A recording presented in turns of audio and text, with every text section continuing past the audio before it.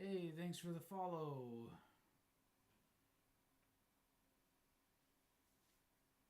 Alright, I'll check you out on Discord. Thank you. Are you a avid Pokemon fan then, or?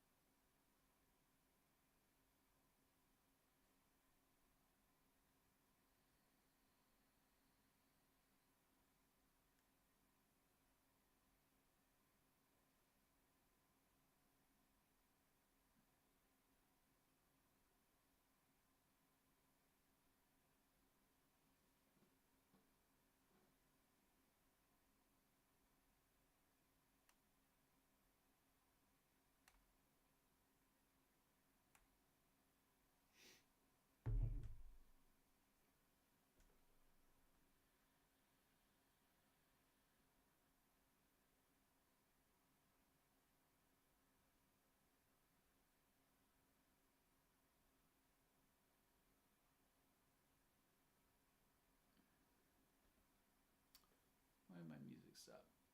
Can computer play? Playing Bluetooth.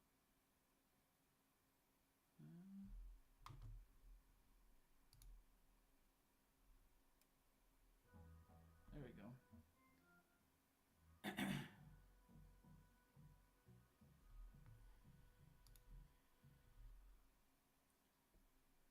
Guys, thank you for joining and checking out my work and everything. It means a lot. If you haven't followed or shared, sent a few hearts, please do. If you want to. If it's good. If you like it. No pressure. I am trying to get up to 1,000 viewers or followers on TikTok. That'll allow me to get the vertical stream key. And then on the other platform, I like everything in general, but as well as my other platforms. This is kind of my last resort at the moment. I was recently laid off in September, unexpectedly. We got new owners, and they were just like, yeah, we don't need you. So, pretty unfortunate, because I had just started a new career in the pharmaceutical world. And I was going to devote probably the next 4 or 5 years while developing the side gig. So now I'm forced and thrusted into this position to do it now and make it work. And I need supporters, so.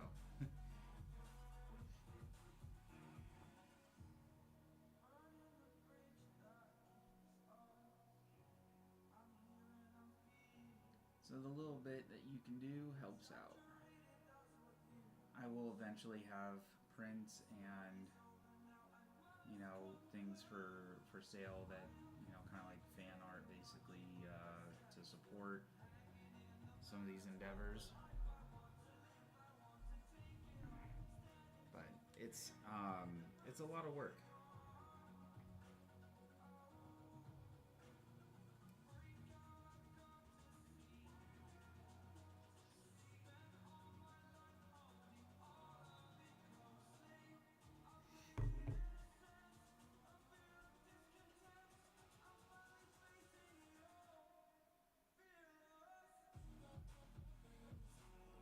And you gotta like what I do, I think, to some degree.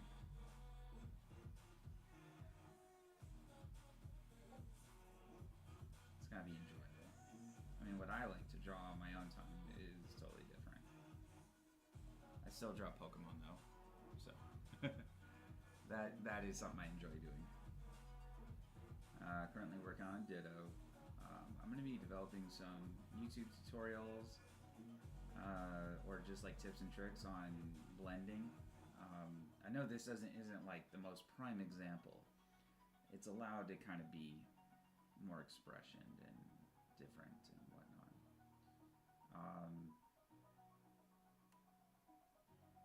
If this were a commission piece, though, it'd probably take me a lot longer. I this would be necessarily a commission piece. I do.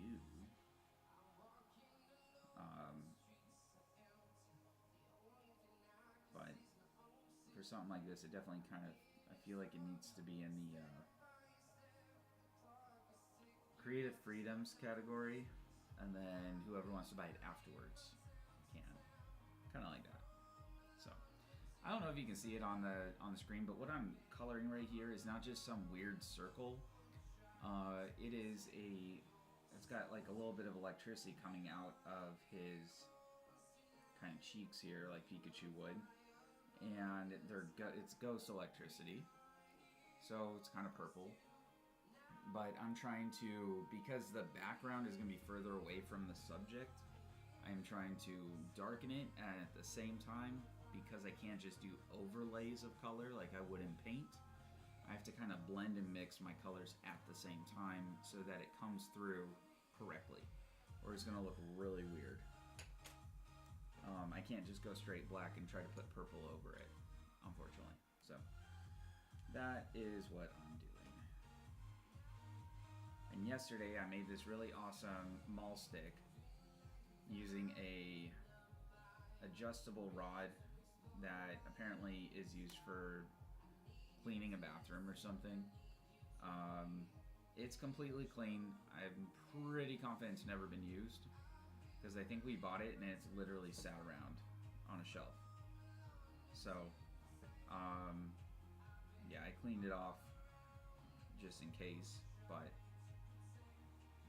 yeah, my lady says she's gonna take it at some point, and I'm like heck you are. This is like so perfect.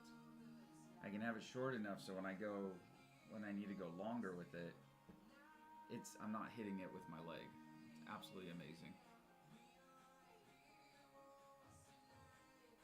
But I think it's cool. Anyways.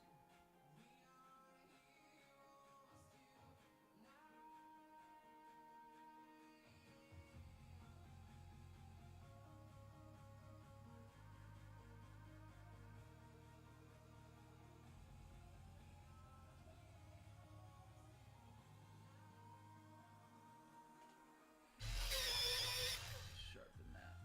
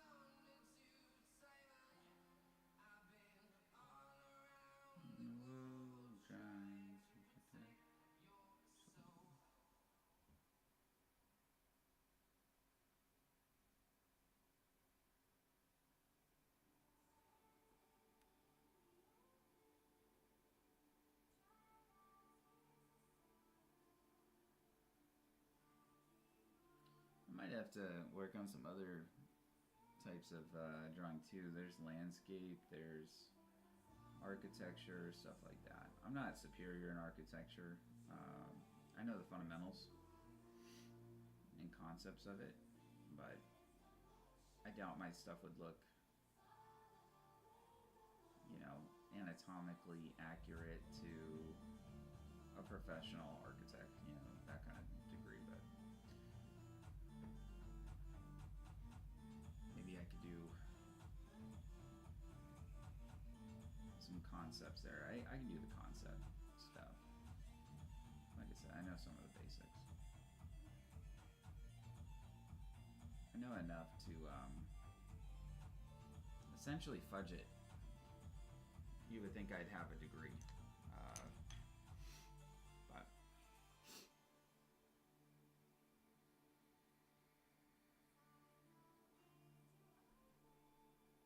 it's some pretty useful talents that I can also do landscaping type drafts. It's a lot of talents that a lot of people don't realize how valuable it is. You could try to sell them on it all day, and it's like it doesn't matter.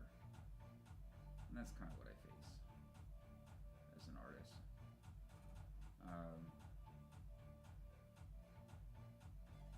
And I never usually wanted to stream my work. I like sharing it, but streaming was never really on my list. Until I was let go in September. And I was like, well, maybe I should try. See where it goes. See how it goes. So, here I am.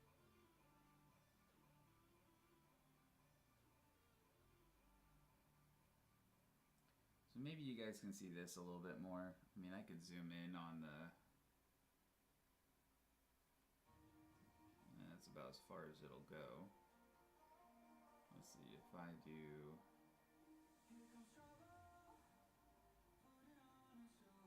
This, will it get clearer?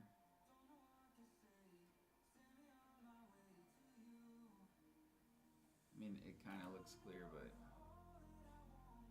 I can't tell. But yeah, you can probably kind of see what I'm attempting to do here to make this look.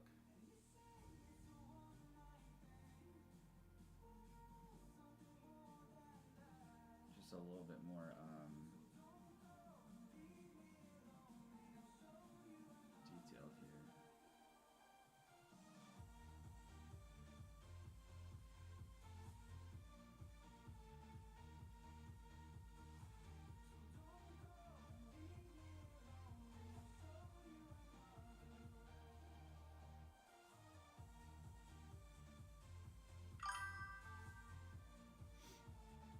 Hey, Christopher, how you doing? Thank you. Thank you. Yeah, it's turning out.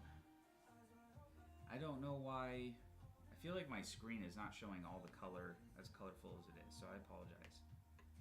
I mean, I could try turning up saturation, but that really doesn't seem to help in these programs. But perhaps you guys can see it on your end a little better. I'm working on the purple electricity, the ghosty electricity, and a couple accent areas, just very subtle. Trying not to overdo it.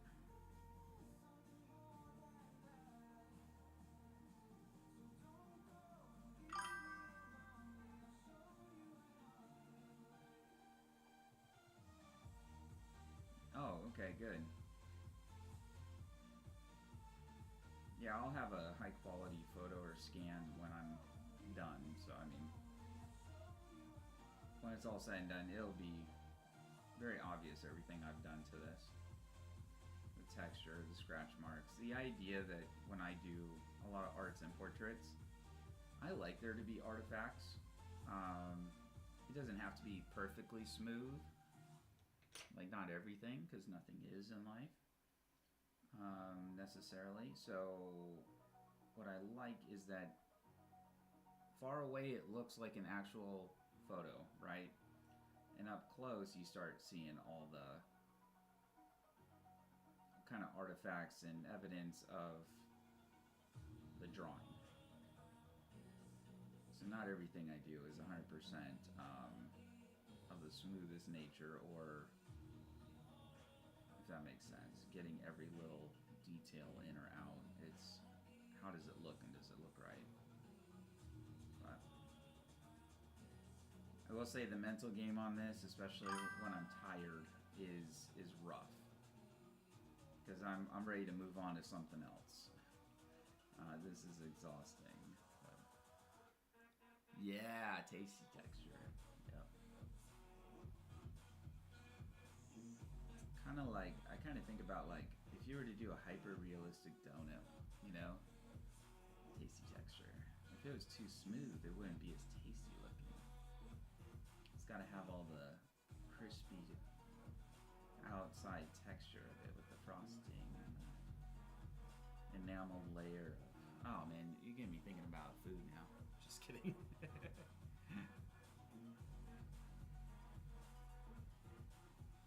You want to take a run at drawing or donuts? don't ask me how I got started on donuts. I'm drinking coffee this morning and I've been thinking about donuts. I know that's weird. But honestly, I like drawing donuts and coloring donuts, so I wonder, is there a donut Pokemon yet? That would be a fun one for my sketchbook. Maybe I'll do that for my color thing, tutorial video I was gonna do. Oh, nice. Yeah, do it, man. I'll watch. I will say color pencil is like the longest medium. It is not quick. But you can do like everything with it. You can make it look like watercolor, acrylic, smooth and blended. You could do hard texture, soft texture. I mean, you could make it look like paintbrush strokes if you wanted. I always get amazed at those people that color on the walls and with all color pencil. It's like, I would feel like I'd hurt my shoulder all day. Well, I'm trying to make an excuse to go get donuts now, and then we'll make one into a Pokemon. I think that'd be so cool. Could you imagine a Pokemon that you want to eat? That Pokemon doesn't just have to fear other Pokemon in battles. It's got to like, the humans want to eat me. I don't know. It's probably a dumb idea. But what are you going to draw if you decide to draw something? Why do I have ads? What in the world? Like a whole month to 2 months of streaming, no ads. Now let's not have ads. Plenty of food Pokemon? There are. There's the apple one.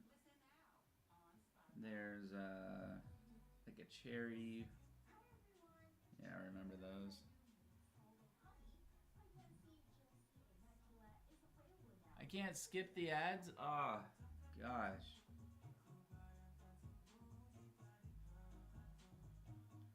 You know, I thought I had like a subscription on there that let me get it all for no ads. Whatever. I thought I had it through like Prime. Maybe they don't do it anymore. I know they used to do it for Twitch. Now I still have ads in Twitch.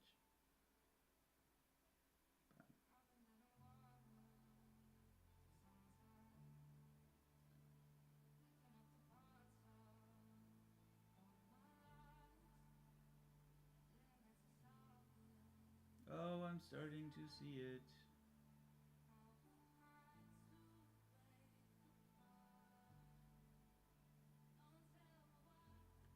Yeah, I gotta do the background kind of dark because it's in the back, but I also gotta add a little bit of light from the electricity here. So you have to kind of blend your colors in to get that same effect. You can't layer it like you would acrylic. Downside of color pencils. So one trick that I do, and I haven't done it because I can mentally do it now, but you go and pull a color of your reference image and see kind of what color comes up for like this small little section. Kind of, it's called swatching or a swatch, and then it allows you to kind of go, oh, okay, I gotta kind of make it that color. Dude, Samurai Jack, that's nostalgic. That brings me back.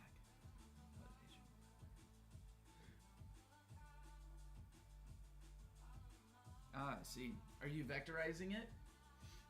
Or do you want it to look, I mean, unless your canvas is 9x12.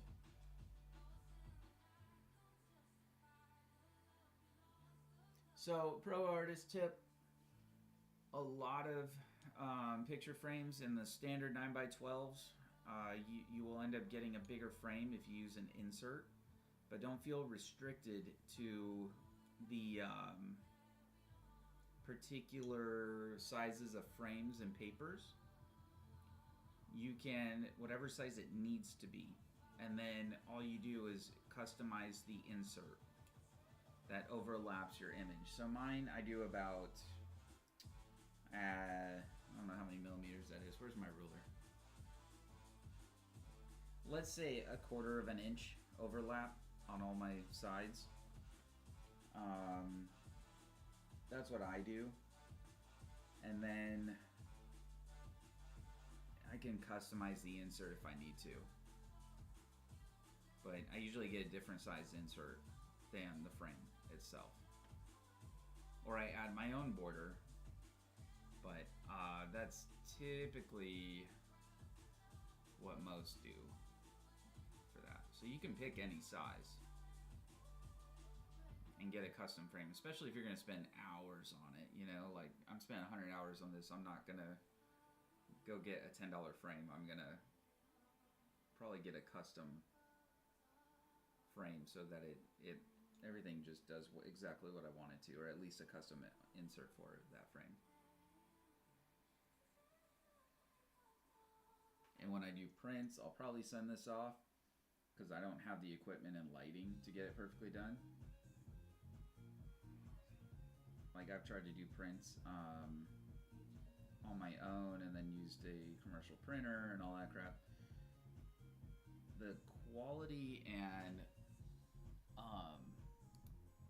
color matching is not consistent no matter how hard you try. Sometimes it still comes out looking good, like you got nothing compared to, you wouldn't know, but I did one of Mandalorian. It was a coloring that I made look realistic. And the prints that I did, even though were just kind of for fun, like they were basically I was using them as like greeting cards or like holiday cards, still came out really just blah, but it still looks good, and you still see all the details and everything too. So, but I've had some that I've done digitally, some digital art way back in the day, and it looks phenomenal. So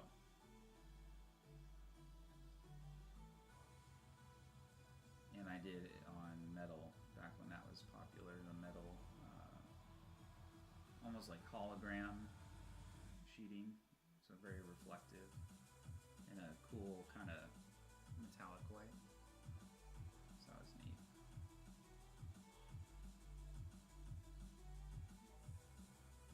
Why are you darkening right there? There you go.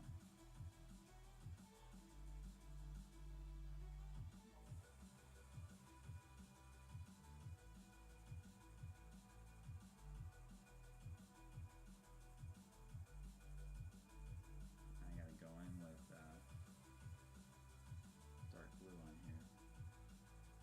So Christopher, if you're still watching, what's on the agenda today?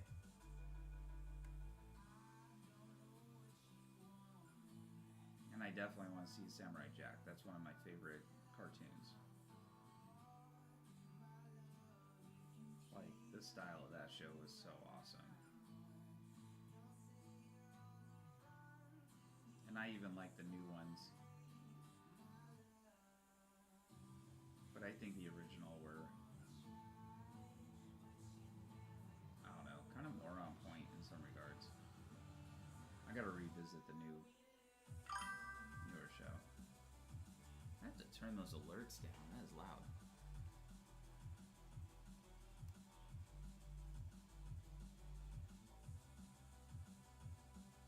Yeah, well, yeah, I mean, yeah, you don't always want to make it worse, but I don't know if I could show you this. I can show you on this one. So I did a Joker, and I added that border. Let's see if I can. I added that border myself and put it in a frame, and then added a little shape behind it. I did that a long time ago. When was that? 20. I always put my dates on. It was 2019 I did that one. And that was in Copic marker, ballpoint pen, and stuff like that. So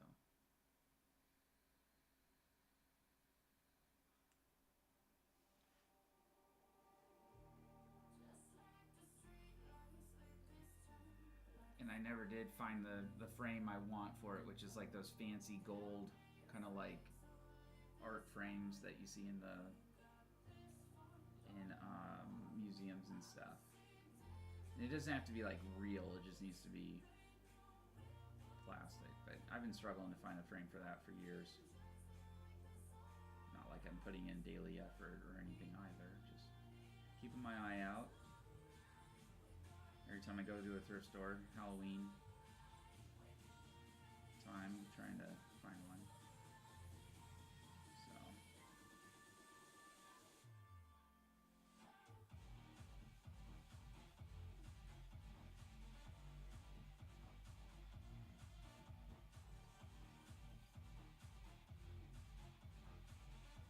But yeah, I mean, you can put it on whatever, you know, size paper. I'm just saying, you don't have to be restricted to it. So whatever size works. Whatever shape, do that too. I feel like sometimes, you know, we always say think out of the box, and we tend to end up putting things in a box. A new rising trend is doing different shapes. That's coming back. That was a big thing, kind of like in the 70s and 50s. You know, everything was real rounded, kind of oddly shaped in some regards. So that's circling back around. So, for instance, it would be really cool, I feel like, potentially. You can take this idea and run with it if you want. But you know how he has his sword and how there's always like that silhouette? If it was somehow like the artwork is like on a bunch of swords split. You know when you see a panel of a picture and then a panel of a picture and then a panel of a picture, and it's like all one picture but it's split? Maybe it's too much. Just throwing it out there. Kind of like the whole comic thing when they zoom in on his eyes and then they split and they show that wide angle and then they show the action cut, you know, where he's slicing something. I don't know. I hope that idea helps. If it does, give you some ideas. But no, do what you know. Obviously, do what you want. I'm just chatting away because I'm chatty. Hey, Legend. Hello. Thank you so much for joining. I don't know Russian. I hope that doesn't become a thing. Can I translate this? Let's see if I can translate, though.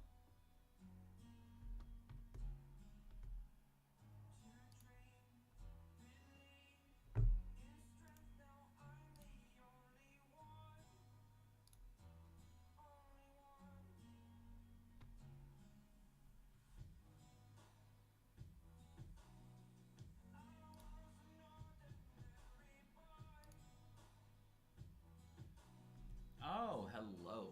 That's what it says. Okay. Hello, Legend A. Legend. I like it. I like your name.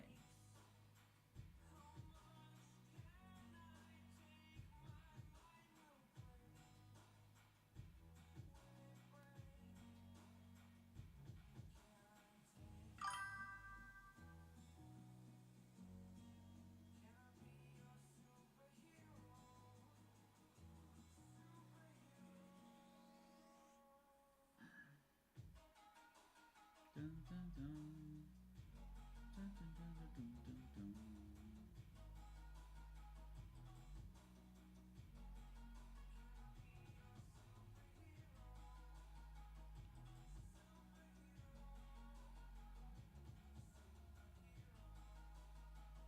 Oh, okay. Yeah.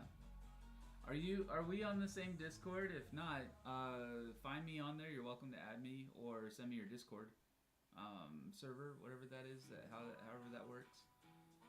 I'm probably using the wrong terminology. I have one too. It's under Joker Face 49. I've been using my gamer tag for so many years, and I'm trying to like figure out, do I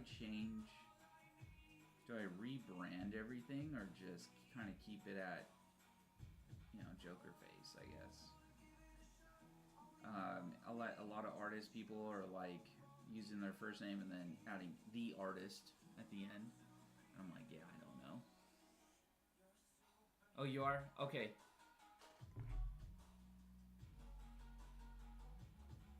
Yeah, I apologize. I don't pay enough attention to Discord. That'll change. The behavior will change when I get a lot more interaction with it, which is happening more lately. So.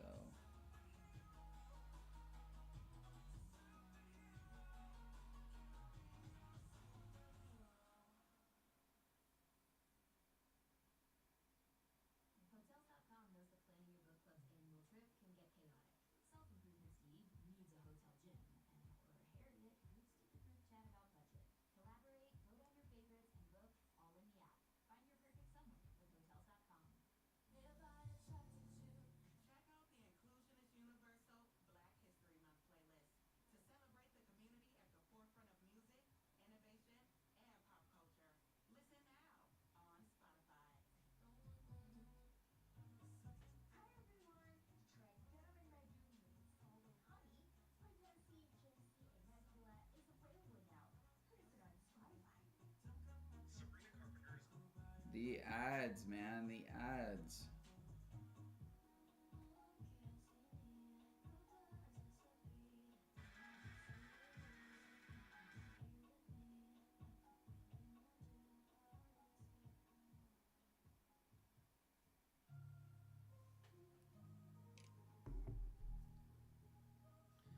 Yeah, I'm looking for you.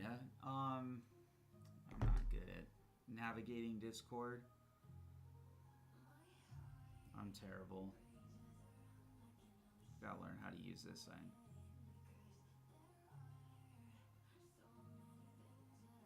Are you under a different name?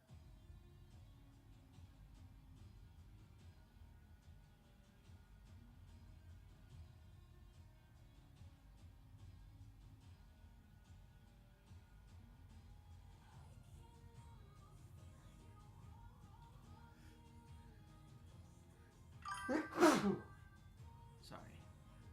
You put it in general. Oh.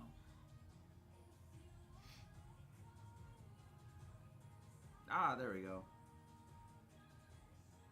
Oh, nice. Yeah. Cool. Did you do this on graph paper, or is that the grid of the Oh, it's digital.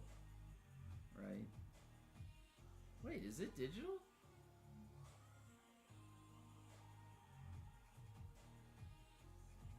What it looks digital. What? These lines though look like real ink almost, like how they seem to adjust to your hand. What are you drawing on?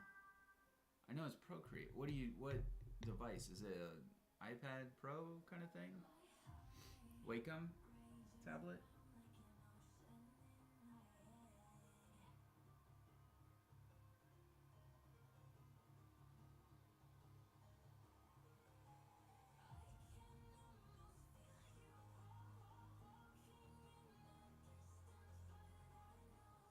The only thing I could see really awesome about digital is the fact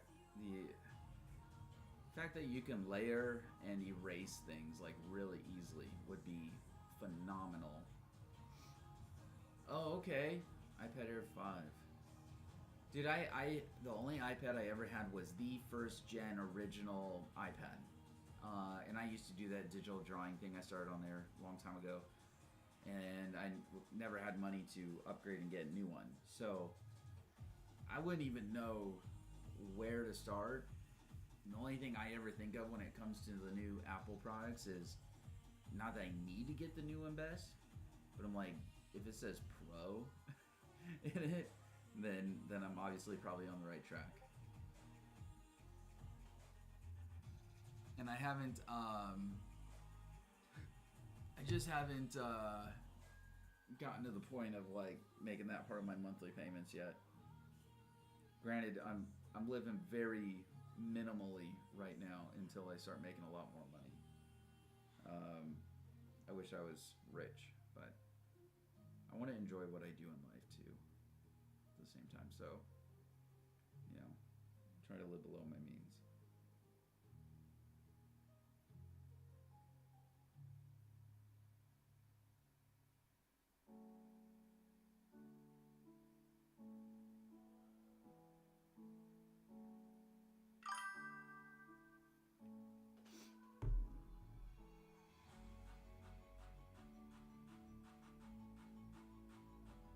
Yeah, exactly. Yep.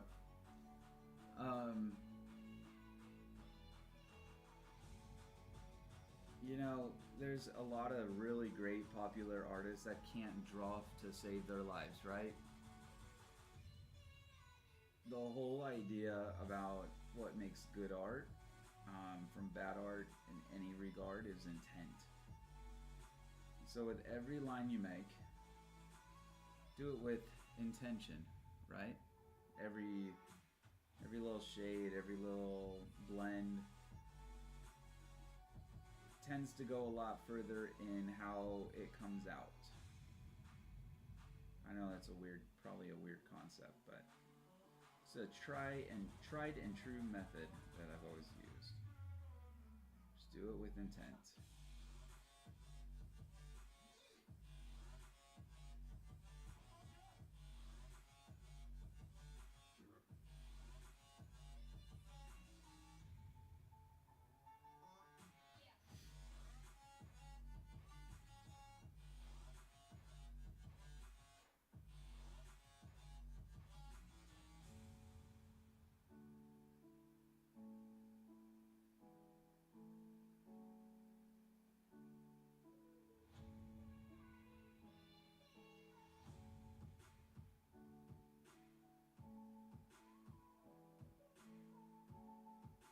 Yeah, I really like it. I mean, it's gonna come out, eventually come together. Um, the, I mean, the lines on there are really cool. So there's a video, I think, I want to say Jim Lee or one of those comic artists talk about line work and how they kind of thicken some lines. So, and I'm not criticizing your work at all. Like, they'll talk about how do I explain this? Where's a piece of paper? So check this out. And this would just be if you decide to apply it. Like, you got the idea in some areas, so this might just help you take some things a step further. So you got these conjoining lines that let's see here. I gotta do this somewhere you can kind of see it. Try not to do it over my drawing, really. Okay, so you got these conjoining lines that are like this in a couple spots. So they'll tell you kind of like where they make thicker. So they'll make it wider necessarily at the base, right? And then it goes thin, right? And then the shadow line are heavier weighted.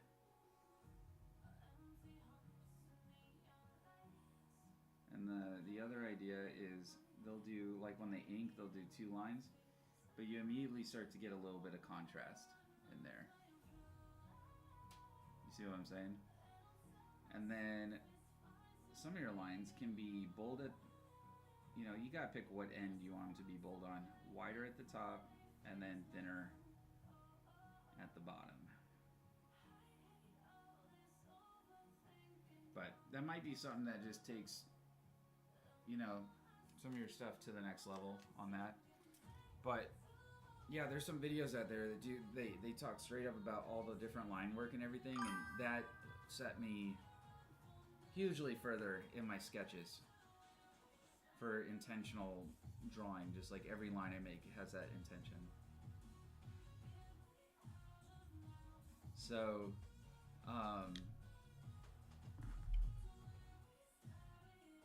you know, you start that, like you're doing it already,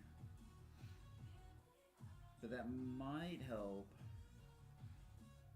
The only area I saw was like the skull eye. Oh, where is it? It's kind of like, I don't know if you mind me kind of showing this a little bit, but that one eye there, right?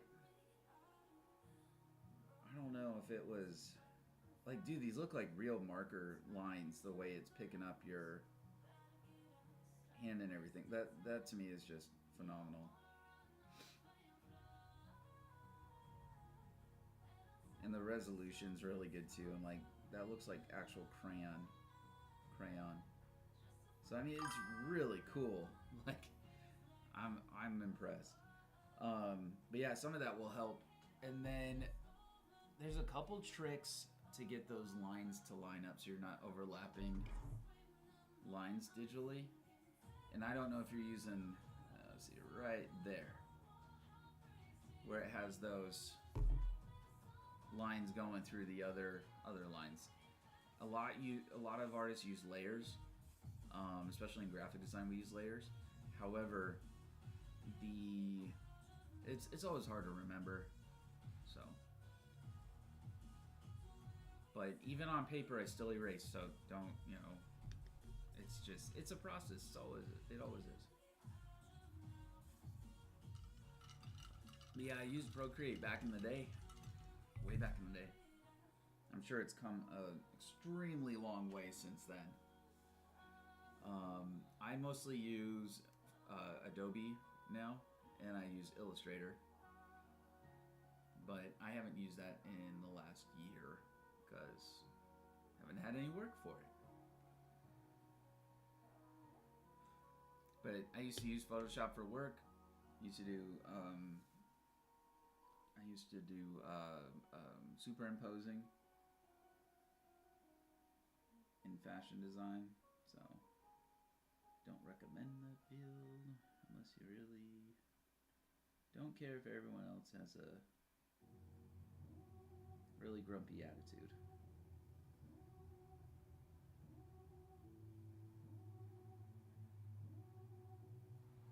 Which I never really understood it.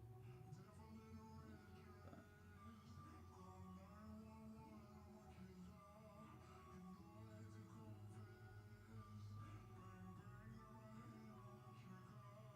yeah, I hope some of that's kind of helpful. I mean, take with it where you want. But I like it. I think it's gonna look really cool, especially, and I want to see, like, I feel like you're gonna do a lot more with it. But I can't believe that crayon color pencil effect. Like, that's nuts. So is it pressure sensitive then?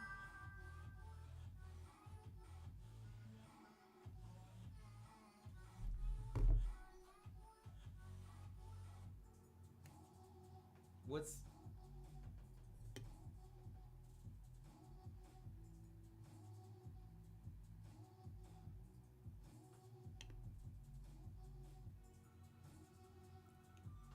too crowded? Do some thumbnails. Do you ever do thumbnail kind of pre-sketches? Or, I mean, when you're digital, you can just kind of take a screenshot and go with it. It will add more drama to your image if it was panned out, like zoomed out a tiny bit more than it is. However, anytime you do that, you lose detail on your viewer. So sometimes you can do less and let the brain fill in the background and the outer environment. So it depends on what you're going for. Is it the focus of Jack and the details on him, or is it the mood or setting he is in. So if you're more, when you want someone to view it and look at it and feel something about the environment he's in, and that's kind of what's given that symbolization, then focus on the environment and pan out a little bit. If it's about him and kind of like more of a focus on him specifically, then, you know, zoom in more. Essentially, that's the idea, I guess. Nice. Very cool.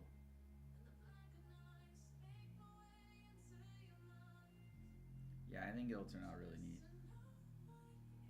I love Samurai Jack. That was such a cool concept, and it's up there with like space westerns for me. The whole cyberpunk, futuristic, sci-fi thing, and then, you know, samurai, obviously. And I like the fact that it's not a modern samurai. He's the old traditional kind. So if you recall the show, they do a lot of pan outs and zoom outs and everything to make the world feel big to him. And kind of scary and intense. So just think about those kind of concepts. Why videographers and artists use the why they use, you know, different framing for their subjects.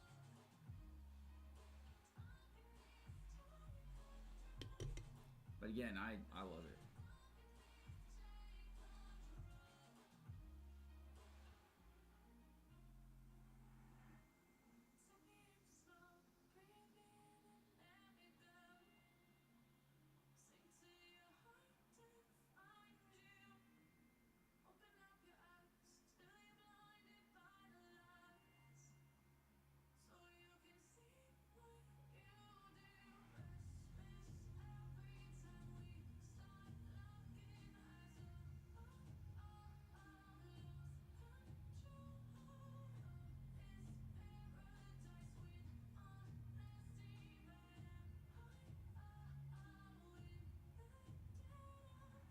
What else have you drawn? Do you have any finished ones that you wouldn't mind sharing? Or do you have a website or anything like that? I feel like I've asked you before, but maybe it wasn't you. There's always that possibility.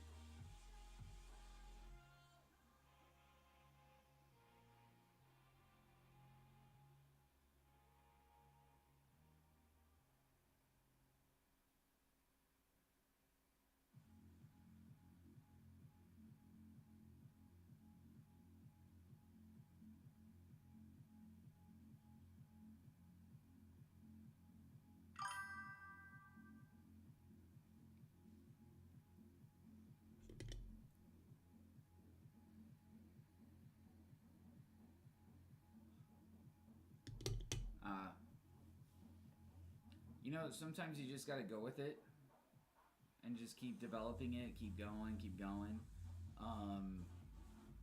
There's another artist I follow. He does a lot of instructional videos, like, and I'm talking like college level professor stuff, and I think it's like Draw with Chris is what it's called on YouTube. And he talks about, he's got like really good in-depth long videos, and it's about blocking to kind of bring your images together and composition and things like that. But I think sometimes you just gotta kind of have your prompts, you know. Samurai on a skull in water, and what's the mood or feeling or thought process? Like, what's he doing? Meditation, is it about being in tranquil meditation? You know, find your other words and then just keep going. Sometimes it's just creating chaos around your character, so you get to kind of feel creative. If you get mad at it, you know, like, this is why I like paper. put that expression on in your work.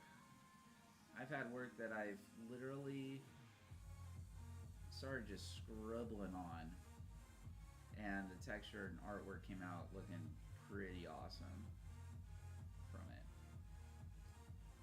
Like, I wonder if I have one. It's probably not in this notebook if I do.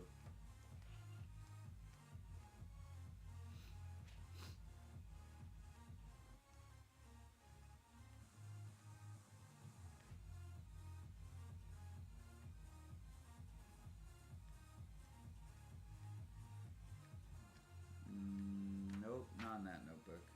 What notebook is it in?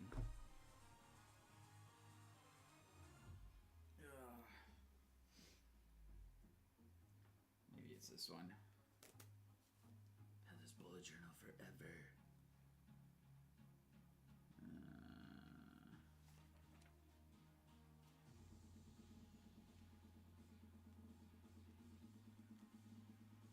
There you go.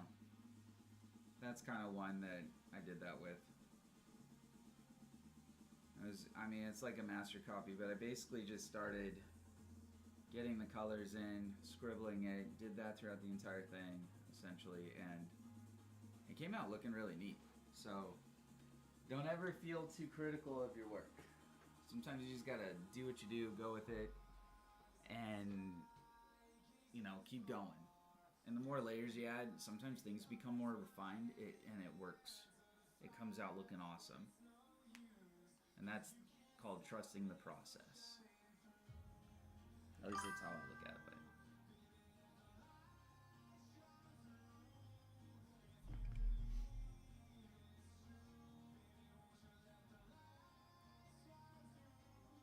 Yo, what? That Phoenix slash chicken slash... That's cool. I like that. And wow, that other one is definitely a statement piece. Very emotional. Emotionally driven. So you got the concept and idea a little bit.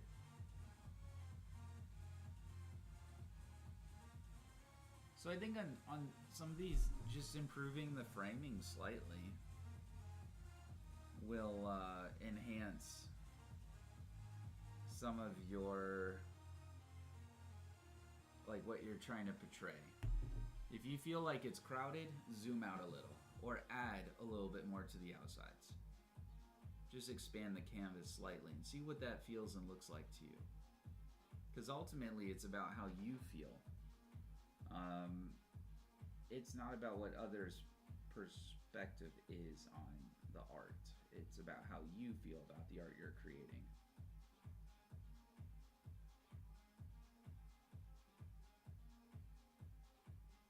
And I think that's where we get kind of lost sometimes when it comes to when we're doing art stuff. Is it for everyone else or is it for you? For instance, I feel like this piece, in some regards, is for me because I like to do Pokemon drawings. But would I have picked a Darkrai and Mimikyu eventually? Probably. But it was prompted. And someone else wants it. So I'm kind of creating a combo here.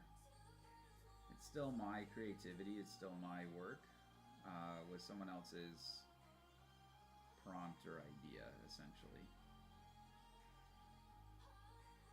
But I'm starting to really like it, starting to identify with it to some degree as it develops.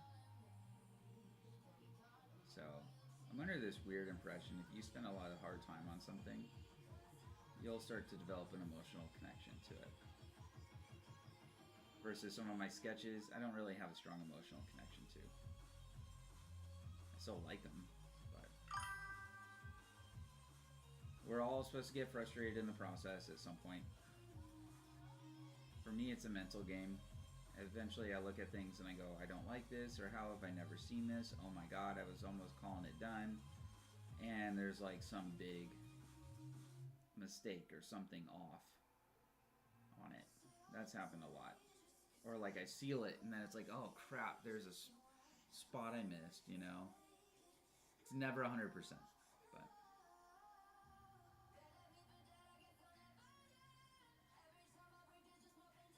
you know, find a couple artists that you really enjoy. I'm gonna be trying to make some more content, so if you want, throw your questions my way. That'll, you know, help me kind of understand what people might be looking for, because if you're looking for it, others are too. And I like to, I'm trying to make some things a little bit more tailored. I'm not worried about how many clicks it's gonna get. I'm not worried about who's gonna see it. I want stuff that is more specific, that may more specifically answer the questions.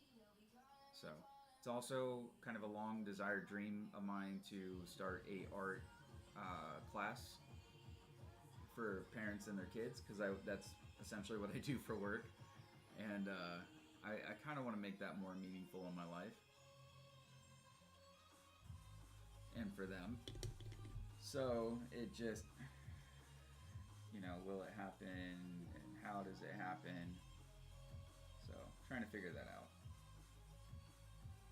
But I tell you, working in homes with families is rough. So trying to find a little bit of an easier medium here, a little in the middle.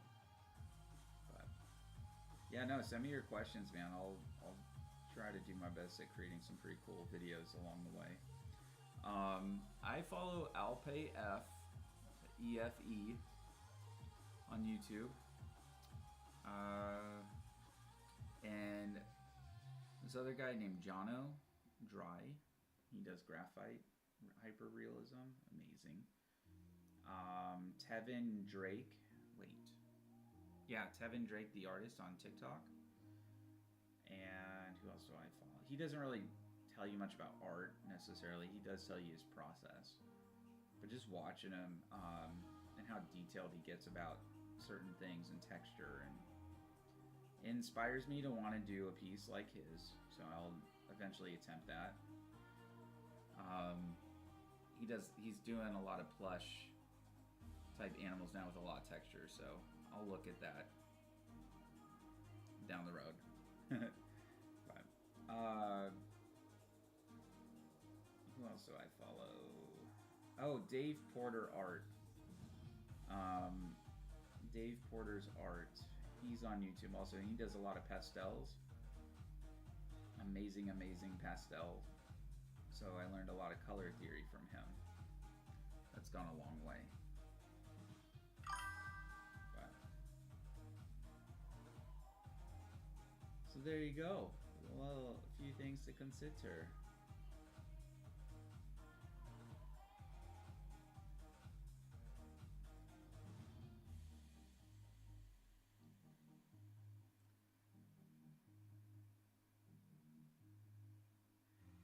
Too many breaks, like you break the pencils? Is that what you mean? Breaking pencils is common. Having good pencils, though, is a difference. You don't need a lot of good pencils. I used the 12 pack for 5 years. 12 pack of colored pencils. It wasn't until recently that I finally got one that has a few more. But I'm using Polychromos on this one. Let's see if I can show you that. So Polychromos. And then I mostly use the Gold Faber for everything else. I love how the Gold Faber lays down. I'm having a hard time going between Polychromos and Gold Faber at the same time. But if I only have Gold Faber, I'm just as happy.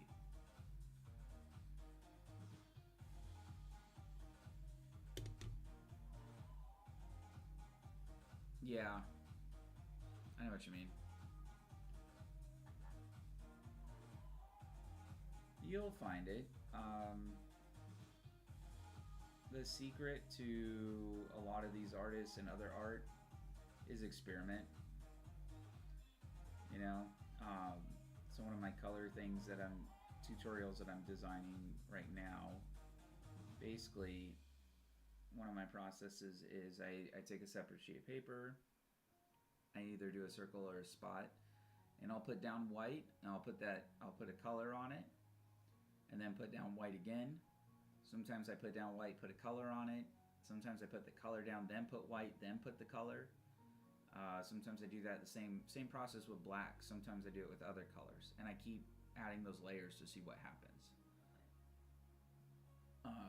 Another trick when you're doing on paper, just go light, and then you can keep adding more and more until you get the desired effect or look. And the lighter you go, the easier it is, you know, to do. Some color pencil erases, so I do have erasers. Polychromos is erasable somewhat, so that helps. But I hope those are at least a start at some helpful tips. But yeah, sometimes you just gotta kind of experiment, play with what works. So for instance, probably can't see it right here, but I'm getting this really cool ghosty effect on the light, so I'm not gonna keep trying to make it too perfect. And that wasn't planned. It's just happening. And I'm gonna try to keep that effect going throughout my coloring process here. That's all it is. Half of art is just experimenting, coming up with new creative ways to do things. So there's no method that in art that it says you have to do it this way. It's just if you want to achieve that look, how do they do it, right?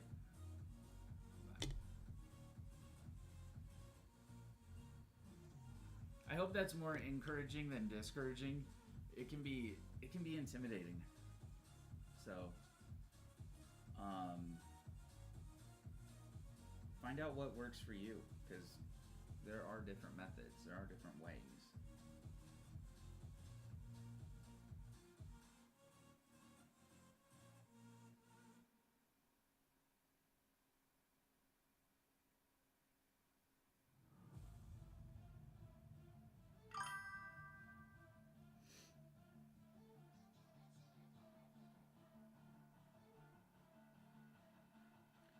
To go in there with some blue at some point.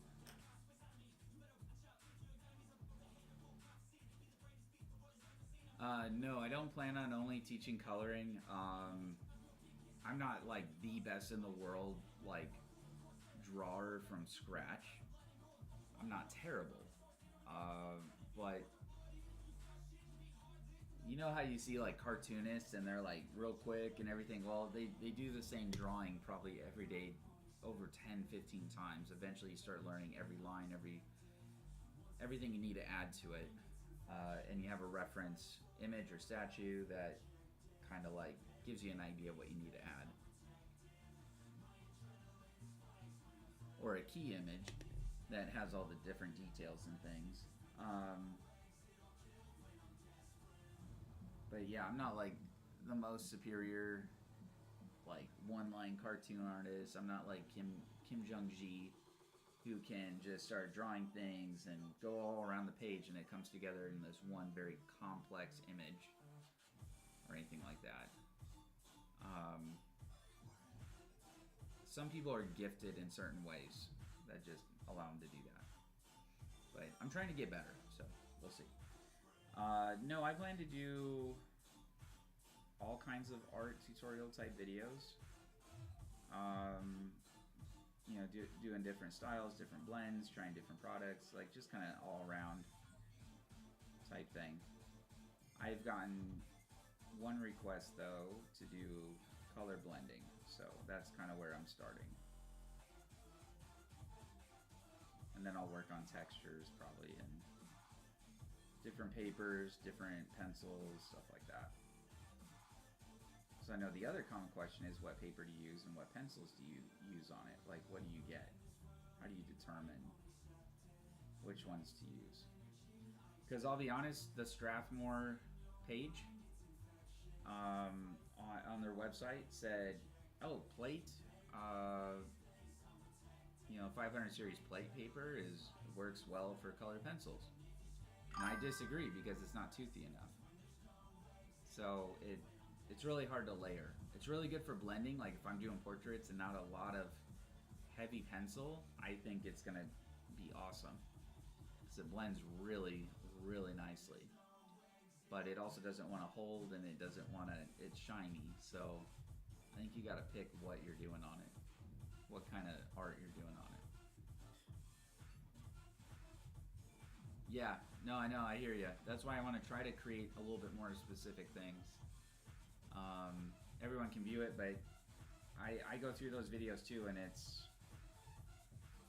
like, well, just answer my very specific question in some of the videos.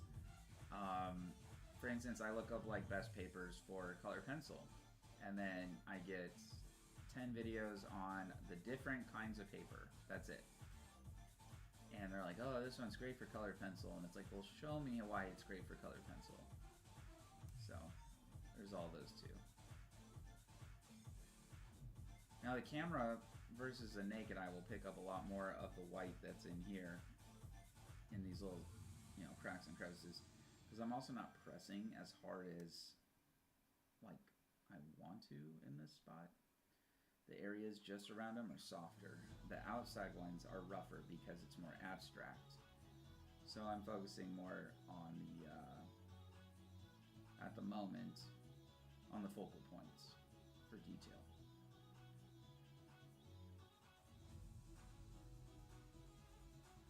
And then when I move outward, it's gonna hopefully look a little bit smoother like the right side.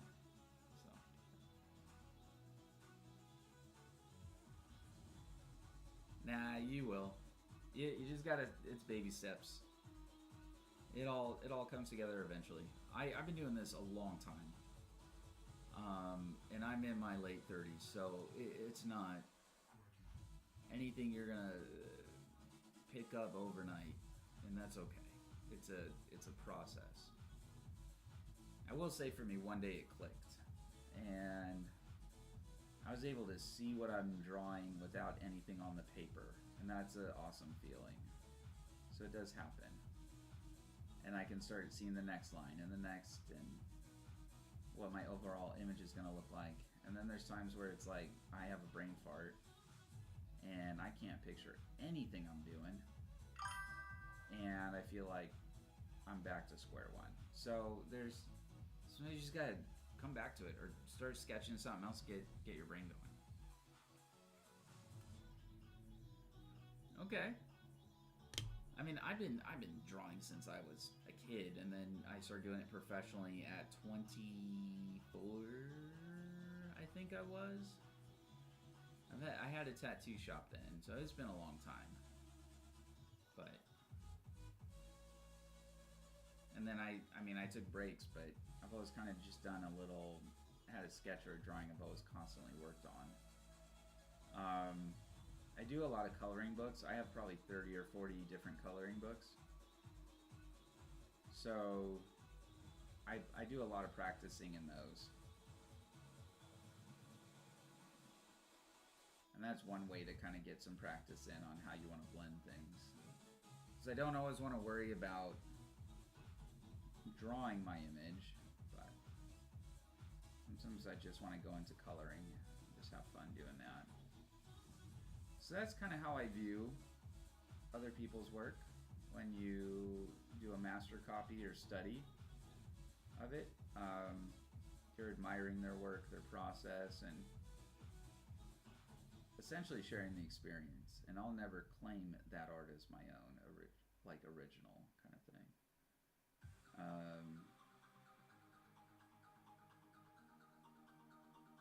So I just think it's flattering if you got an artist that gets their work kind of repeated. I just don't. I'm one of those personally that don't appreciate the straight copying and then claiming That'd be like saying Samurai Jack was 100% your original idea. Like, obviously Samurai Jack is not, but the art that you're doing on it could have variable references, and you're doing it yourself, so it is your original art. You know what I'm saying? Does that make sense? I'm sure that's a little confusing.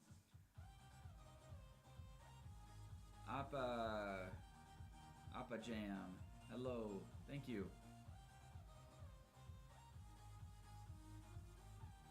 I'll tell you, I really appreciate the support and the that you are liking what I'm doing so far. I really do appreciate that.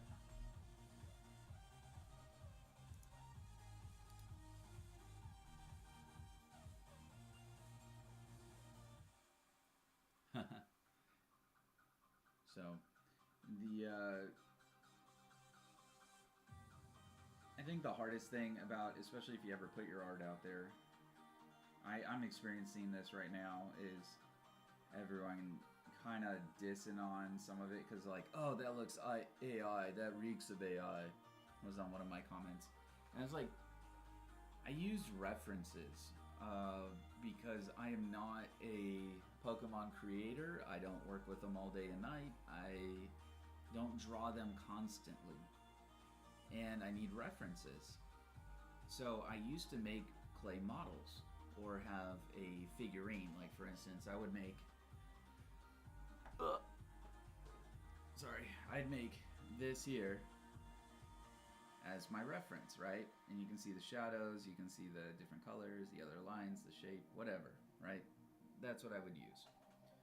So it's not any different. I'm using AI as a tool for references. I'm not copying it. I'm not saying, you know, that the image that AI produces is my image. You know, that's where I think we kind of fall into an ethical boundary in art and all that stuff. So I personally think we can create things that everything in art, let me put it this way, everything in art has a reference. You get people that do landscapes, there's a reference. If they drew a rock in the image, they may not have a reference for it, but they have referenced rocks before. They've seen them before.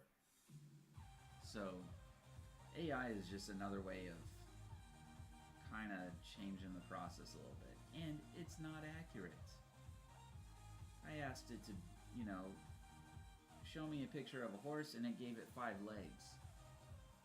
And I said, okay, what about a deer? And it gave me a picture of a deer, and it amazing detail and lighting references and all this stuff. Some things are not right about it, so I still have to reference another image. I just don't have to doom scroll to get one to start imagining what I'm gonna come up with. So that's what I did with Darkrai, this Dharmakyu here. It's not a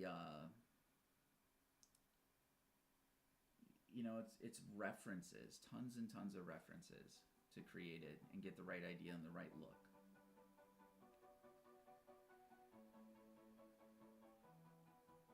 But I mean, these are great, man. I really do appreciate the conversation and so I appreciate that you're asking these. Like, this is what I always kind of hoped and imagined would happen on these. Not to get all emotional myself. Not to mention, yeah, exactly. Yeah, and you know, when you anytime there's realism, it's a realism artist or anything, there's always a reference. They're not doing it like without one.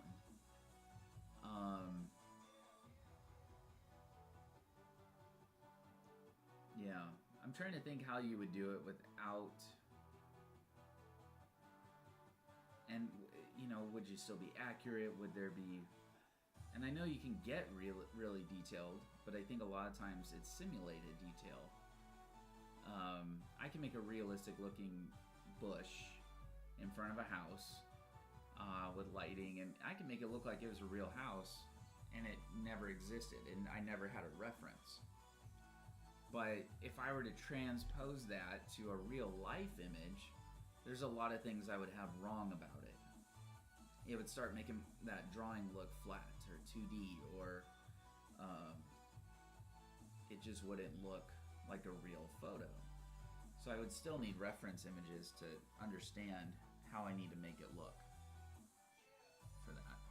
So, and I've done a lot of those. That's a lot of what I doodle when I just start with something random.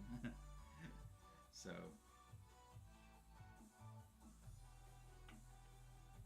yeah. No, we shouldn't be shamed for using references.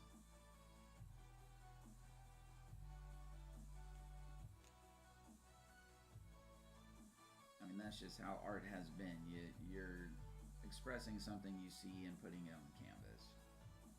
And I tell you what, when I was in art, well, I wasn't really in art school. I was in graphic design school, but when I was in the art classes in graphic design school, they would always ask us, what does this art mean? What does it say to you? What was the artist feeling? And sometimes I'm like, maybe he just did it because it looked cool, you know? Just likes it. Just likes the character, the art, whatever, the subject. Not everything has to have this strong emotional attachment, and that's a trap we can fall into as well. What's the strong emotional attachment to this, image or painting? And it's like, there doesn't need to be one. So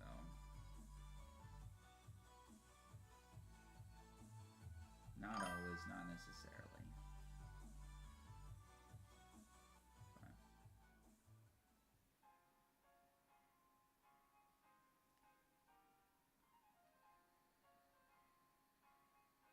Oh, I appreciate it. Thank you. Oh, yeah? Well, alright. I might know what I'm going to do for my video here a little bit more. I'll probably work on it today after lunch. I plan to stream daily 10 to 1 and then take lunch and then come back or make a video. So I think what would be really cool,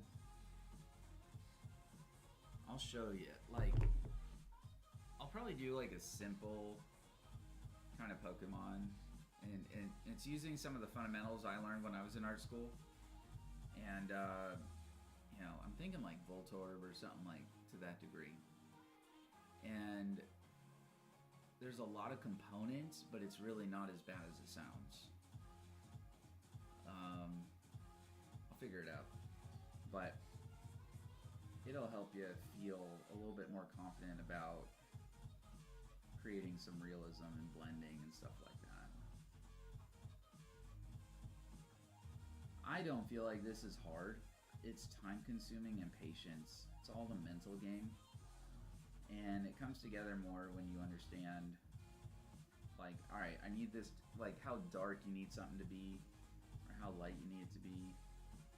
Like, I need it to be dark, so I need to kind of start dark, which is why this is just in like it is. And then I'm going to go back in and add a lot more pressure and scratch up my paper just to get the darkness on there.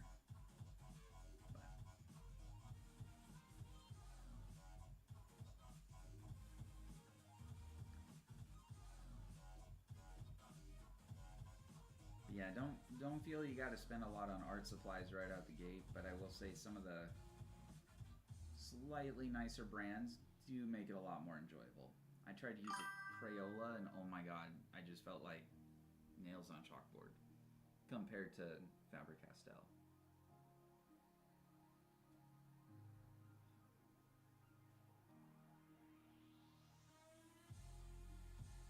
Oh yeah, no worries. Yeah, I was doing very late night streams for a while there. I had insomnia, probably from one of my medications or something like that. Actually, I don't even know if it was a medication. I think it was like glucosamine or something like that for joints. It was causing insomnia. And I literally didn't go to sleep till like 5 o'clock in the morning. So I was wide awake. And I'm just like, think I'll stream and draw. But now I'm falling asleep at a regular time, so because I stopped taking it. But yeah, that was a hard time for a while there. I was struggling pretty good, trying to maintain my what do they call that? Synchronic system or something like that.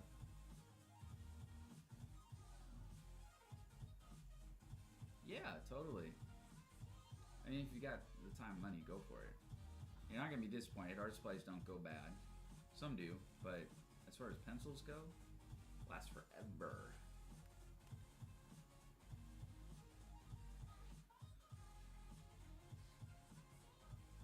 And it's always nice to have them. Because when that creativity hits, you know, that desire, you have them. You're not going, oh man, I gotta go to the store and get these. And then by the time you get them, you're like, yeah, I'm not sure if I'm still interested. You know, that's happened to me quite a few times. So I got a lot of art supplies because I lost interest and started doing something else. But then when that interest comes back, I have them. So I have a whole drawer full of modeling paints. And I recently bought, I think I bought like 4 or 5 more at one point. I did one little model. It was the Treasure Planet robot, and made it look rustic, broken down, because it's that kind. Changed the eyes so it looks like it's off and not awake. And then it's laying in a thing right now that makes it look like it's rubble, like it's washed up, basically. And I haven't touched anything since, but I still have them, so I can when I do want to do that.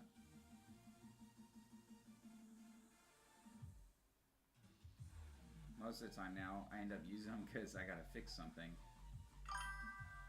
So that becomes my fixer paint.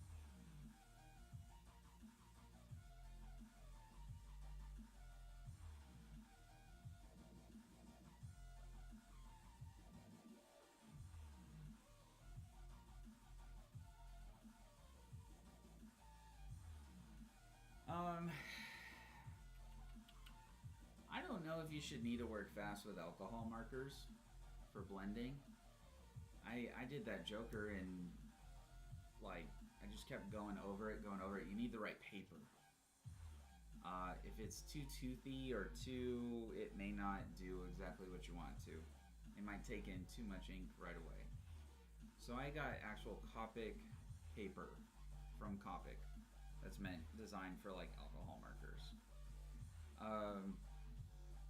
And if they're like the good alcohol markers, like the Copic brand, you should be able to like kind of take your time and do what you need to blend in. And going light to dark also helps. But colored pencil also has, you gotta get the right paper. It's really gonna warp on you if you use a wet medium. Colored pencil has a blending marker, and I have a video of me drawing the flash or coloring. I think it's coloring the flash. And I was using blending markers on that. That was like almost 10 years ago. Hi, Kimberly. Thanks for joining. Good question. How long have I been doing art? Forever.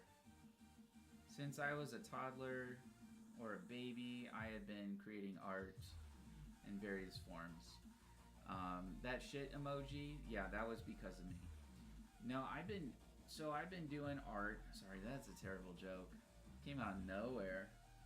I've been doing art since I was really young. I love drawing. That's always been my escape. I thought one day I'd probably be a comic book artist or something like that, and I don't know. I should have pursued a lot more than I did. I got serious about it when I was in the military. I had a lot of downtime on guard, and I had a friend who was a tattoo artist, and taught me how to tattoo, so I took drawing and art lessons and everything very seriously. I have one of those brains that when I get invested into something that consumes me. So instead of playing video games all the time, that's literally all I did was draw. Opened up a tattoo shop in 2014, 2013, somewhere in there. And since then, I've just been constantly doing it. I never really showcased it, never really did commissions much for anybody. And that's changing now that I was laid off in September. But I've been doing art, still in my free time, so it's just not as intense. But yeah, now that I got laid off in September, I'm kind of trying to make this a full-time deal. So I'm in my late 30s. I'd say easily 30 years I've been serious about art. Because even when I was a kid, I was drawing Pokemon. So, but that came out when I was about 10. So, yeah, no, that's about right. Math is right. A little under 30 years, 27 years, 25 years, something like that. So we'll see what happens when my age doubles. How much further along I've come would be kind of interesting. Awesome, thank you. Here, let me zoom out. You can kind of see the whole thing together. Are you a Pokemon fan?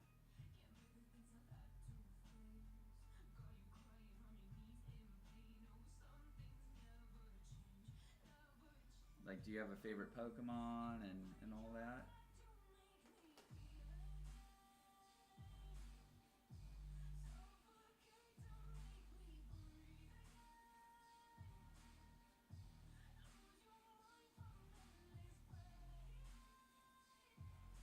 I might have to go in with some.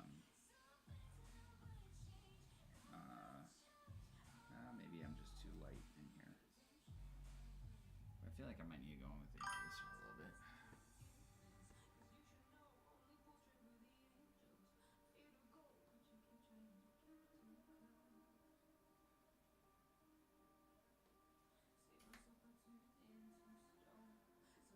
Oh, nice. Yeah, Gengar's pretty cool. I don't know if I'm like a huge Gengar fan, but definitely like Gengar. I like was it Haunter and Ghastly and all those. All the ghost Pokemon are really cool to me. I like the Dark Energy Pokemon. I don't know if I have any specifics. I think Mimikyu which is where this kind of evolves from, is becoming one of my more favorites.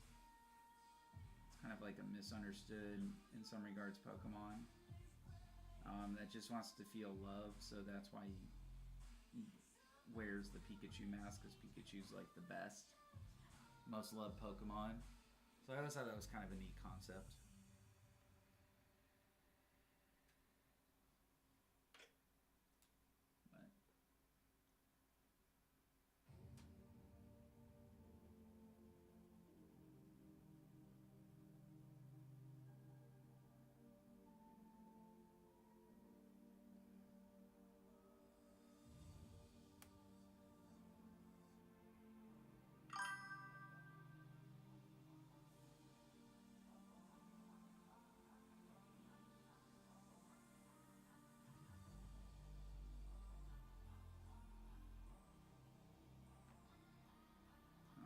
Tell if I have a line crease in my paper right here, or if it's like really collecting in that one spot.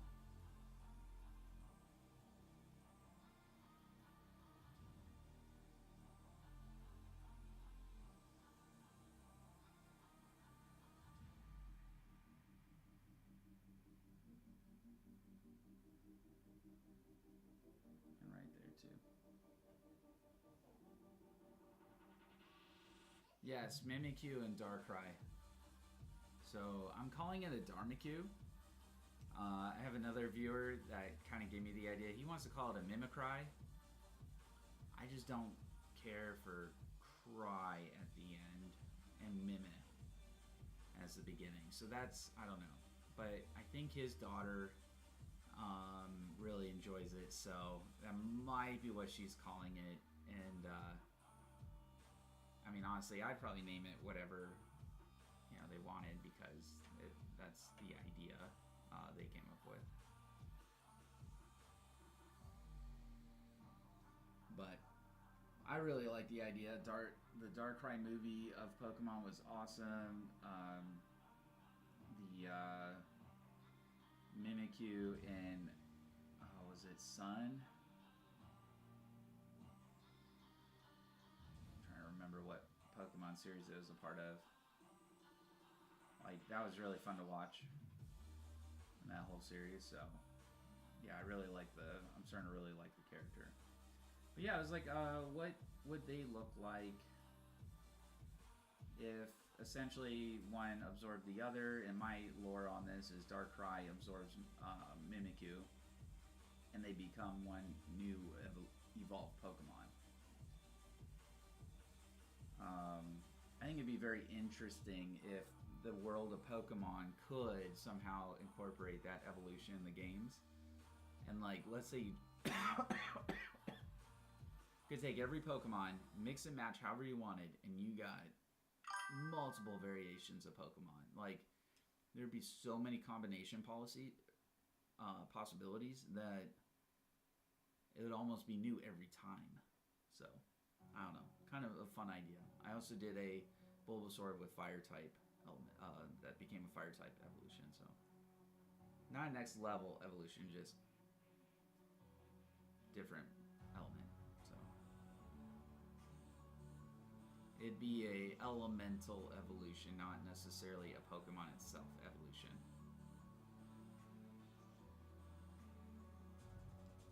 Aron and Swablu. I might have to look those up. I am more familiar with the old ones than I am the new ones. I mean, I was there for the very first airing of the very first episode, and then kind of fell off there for a while. Oh yeah, okay. Yeah, I like those ones.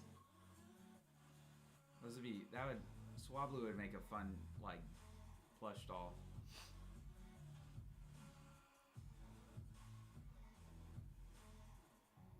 Oh yeah, okay.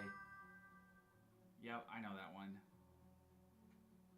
Yeah, I like that one too. I thought that one looks neat when I was playing, which one was it? Shield? Sword and Shield?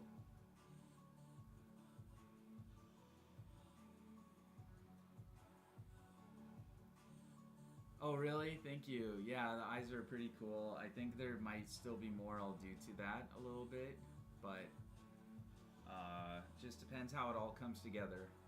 I'm sure there'll be some last minute touches that I gotta do. Kind of bring it all in. But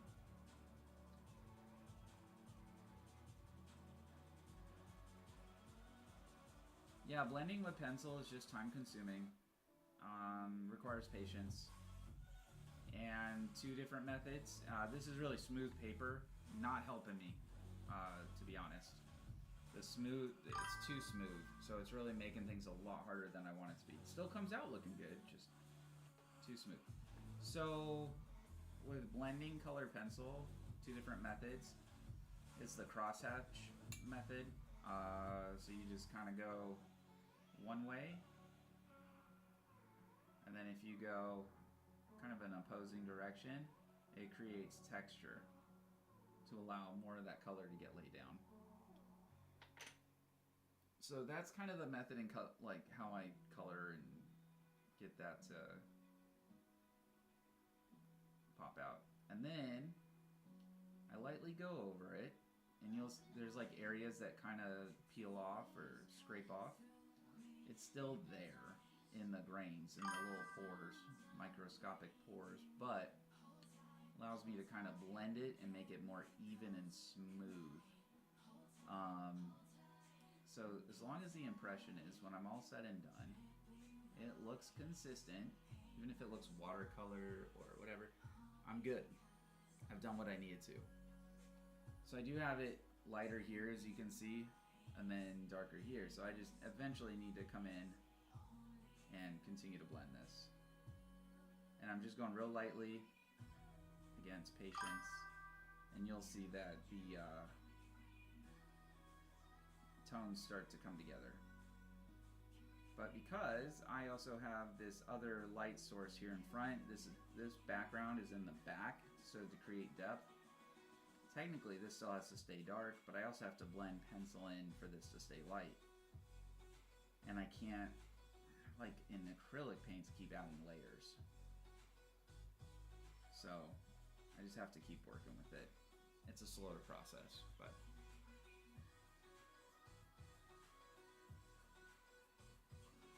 yeah, I'm excited for a new game, but I will tell you what was the last one? Sapphire? Violet? Wait, no, that wasn't it.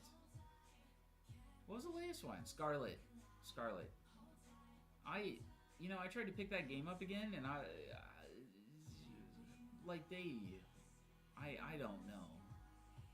That was not Pokemon to me. The types of Pokemon games we were getting were way better than that. So, and a couple years later, they still haven't fixed all the bugs. It's just kind of feel duped on that one. I like all the different Pokemon, but the frame rate issues, it just takes me out of it. The glitches, and then you make progress and it like freezes up and drops. Like, it was just frustrating. Very disappointing in that one. So, but yeah, I'm excited for the new one. Legends Arceus was good. I think that one even had some issues too at some points, but not as bad. Wasn't as rough. I just don't know why we can't get a game with kind of more of a realism or Skyrim type quality to it. So, but yeah, no, I really enjoyed those.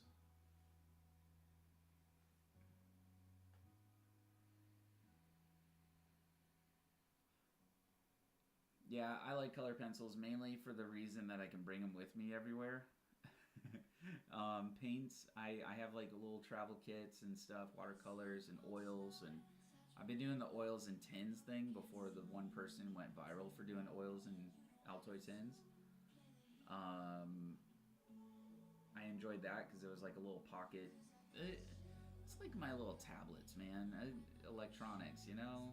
It's how I do it. I don't really care always for an electronic. What I'd probably do it on my phone though if I could get a like Apple Pencil to work on it, just like it would on there. I'd probably draw on my phone more. I draw on my 3DS. Maybe I'll do a video or a stream working on one of my drawings on there, because I do digital art on my 3DS.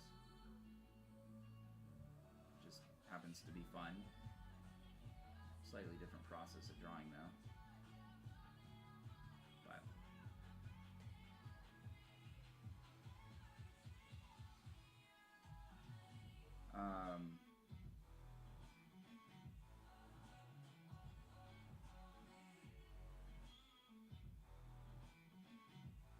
yeah.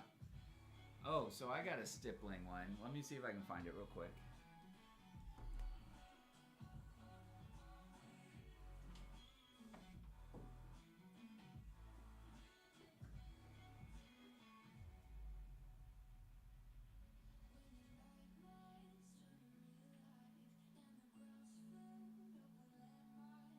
Would you know it's in the first book I look in. I have like 6 of these. But yeah, so I did this 24 hours, and I did a lot of these during meetings and stuff. I had just found a picture of a dinosaur skull and kept going.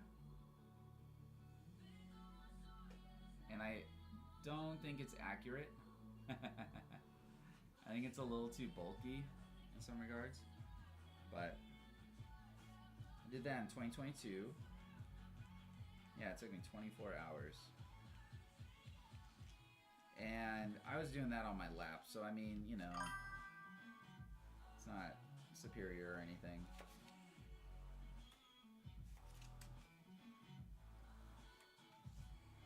And I did this as well. So this is Faber-Castell's brush ink pens. And I use Lickderm. Bullet journals. Because the paper has like a varnish or something weird on it that doesn't allow the ink to immediately absorb. So I have a second or two I can kind of smear as I go, and that allows me to blend these things to make it look really, really awesome with a few limited colors. And here's like one I started a long time ago and never finished. So let me see if I can zoom this out just a smidge there. Okay, I've got good news and bad news. Here's the But good news. Most protein bars are packed with sugar, carbs, and unpronounceable yeah, ingredients. so Good news, there's a much better option. you know, those are IQ Bar plant protein I don't know if I bars can with mute clean, this, can I? functional, delicious ingredients to empower doers like you with superior Can I brain mute body fuel. Go to the IQBar.com and enter code AUDIO to get 20% off all IQ Bar products plus free shipping. Okay, well, I guess that was a quick ad. Anyways, so I have some that I never finished that are just kind of whatevers. Here's one I started too. It's whatever. So I mean, you can see that in the process, you get frustrated at times. So don't ever try too hard to where you get discouraged. It happens.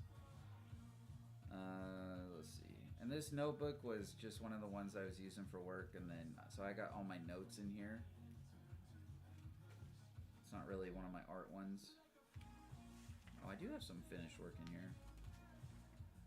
Okay, so here we go. These are also ones that I work on during like meetings and stuff.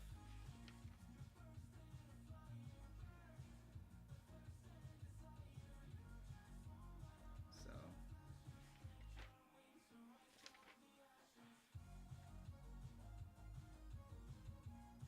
not everything is amazingly perfect. Sometimes you just kind of have fun and go with it. But yeah, I'll put down a little bit of ink and then I'll just smear it a bit however I want to. And it comes out.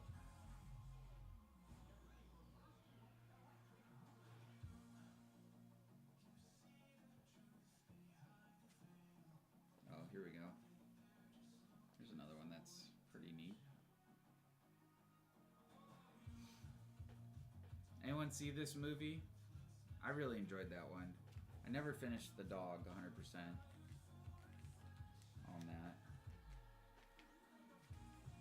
But still really cool.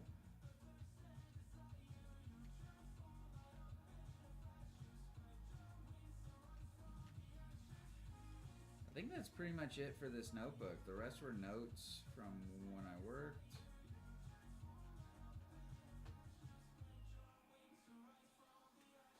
So, and then I had that 24-hour dinosaur piece. I'll show you it when it's all zoomed out here. So, and it's all stippled and whatnot in pen. So, I use Micron for that. That was a lot of fun. I used 3 different sizes of Micron to achieve all those dots.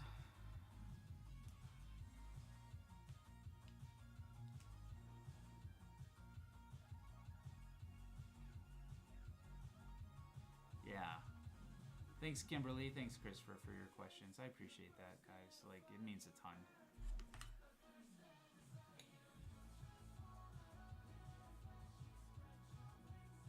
But yeah, so Christopher, the lesson to learn there is not everything's gonna be 100% perfect or 100% done every time. And that's, I think, kind of a common misconception that we might have, is that every time an artist, you know, you see these artists doing amazing things, they're doing it right and perfect the first time every time, and that's just not true. There's always, you know, kind of like, you gotta try again, you gotta keep working with it, and sometimes you scrap some. I had one I was working on a portrait, I spent 10 to 15 hours on it. I screwed it up so bad I just tore it up, started over. I ended up spending 52 hours on it, and it's on my TikTok. It's a portrait for 4 boys that I work with, essentially babysit. Their mom asked me to do that as a commission piece, so.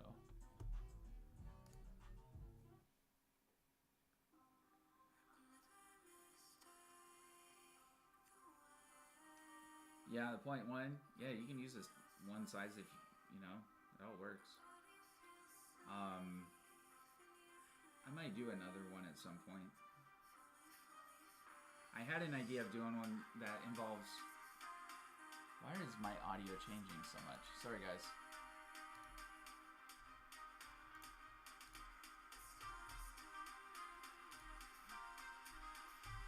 Computer connect.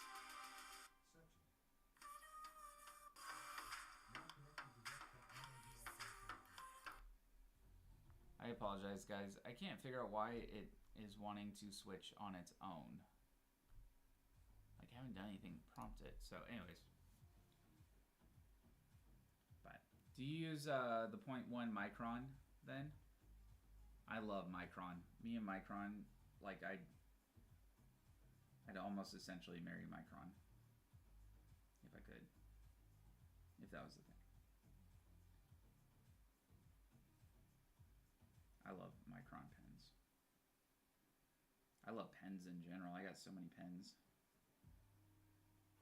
So many pens. So many pens. Alright, did I lose my blue? No, it's over here.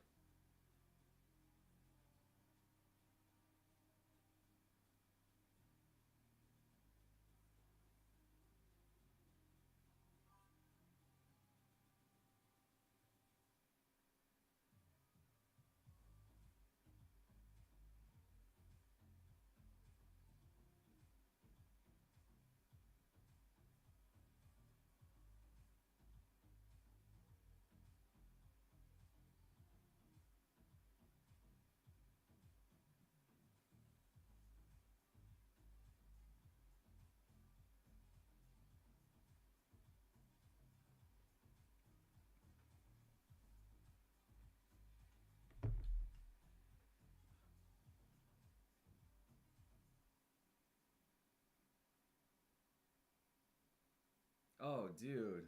That's so cool.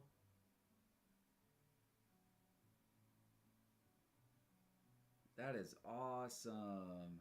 I like that one. That is dope. Can I show everybody on the screen? Just like on my phone?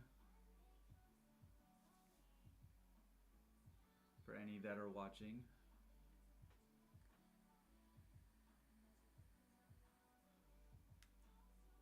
Like, this is really cool.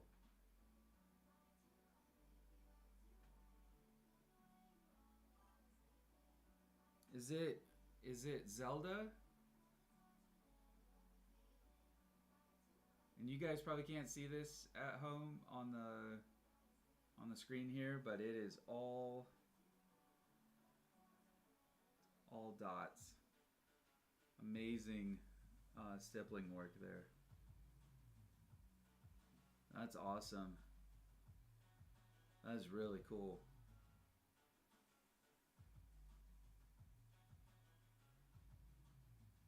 And that's solid too, man. I like that.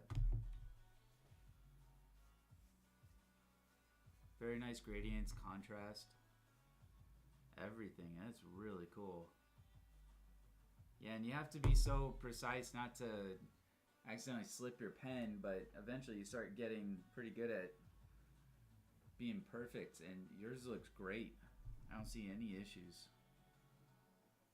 Every single dot looks precise, man. That's awesome. Guys, check out Christopher's stuff. I don't know if you got a page, Christopher, but you're welcome to kind of... There's a way to drop it. I might have to look at how to do that. There's a way to allow people to go to your link. I'll have to look into that.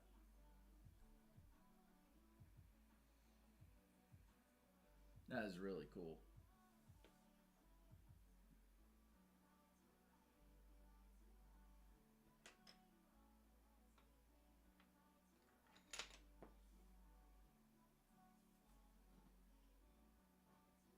Are you gonna do more stippled art?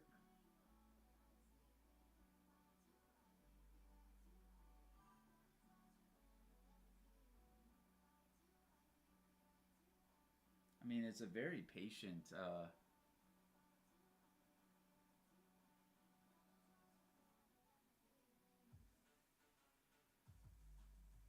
Oh, yeah. Well, I was thinking Link's Awakening? Is that the one that has the egg on the top of the mountain? Kind of gave it that feel, but I mean, if it were like a dragon egg or any kind of... That's where I would expect to find it, at the top. Hardest place to reach. You know, anything of value is going to be the hardest place to reach or obtain.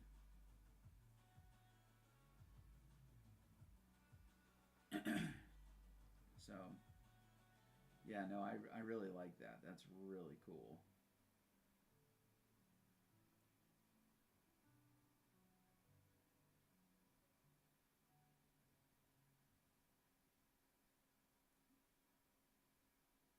I think you definitely have stippling down.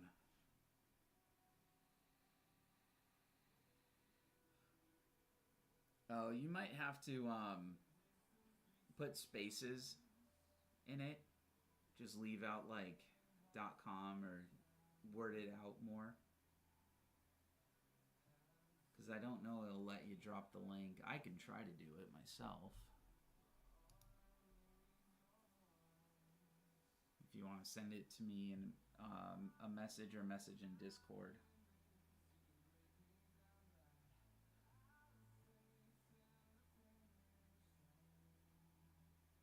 And I'm not sure if there's a way to turn that off, to be honest. But kind of like the bots do. Might have to do it kind of similar to that.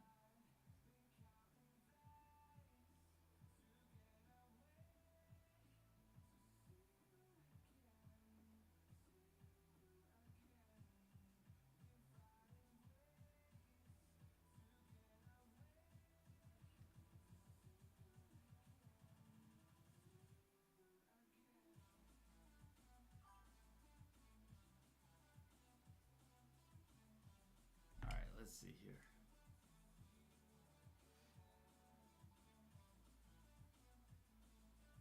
Instagram, okay. All right, let's see if I can type this up real quick.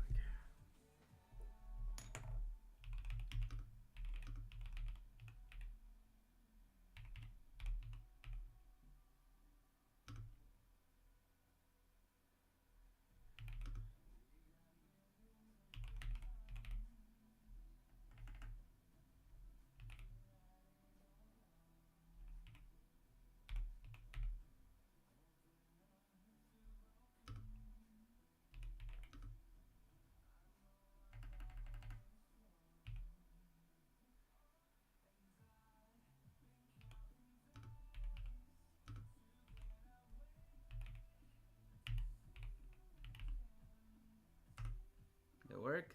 Hey, there we go. Dusk, thank you.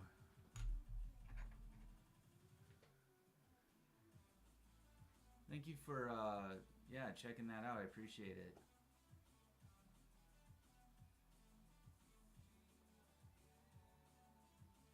So yeah, guys, check out Christopher.d on Instagram. check out his work. That stippling piece is really awesome. I think that's cool. I think you got that. That's one area you got nailed down.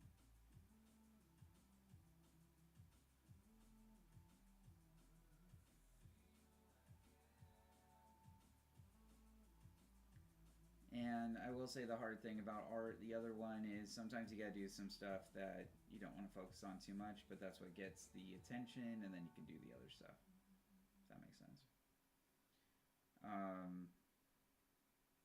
I know some of the things I want to do and mainly focus on, I don't really get to. But I think that stippling thing is really cool. So go with it if it works for you.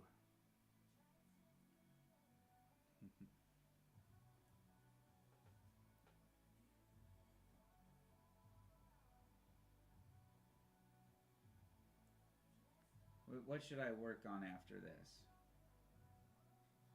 Like, what would be the next Pokemon or the next drawing? I was thinking of trying to do a horse. The only issue is trying to find a decent horse reference. And I usually like to go and get my own pictures for a horse reference, but I haven't been around horses in a while.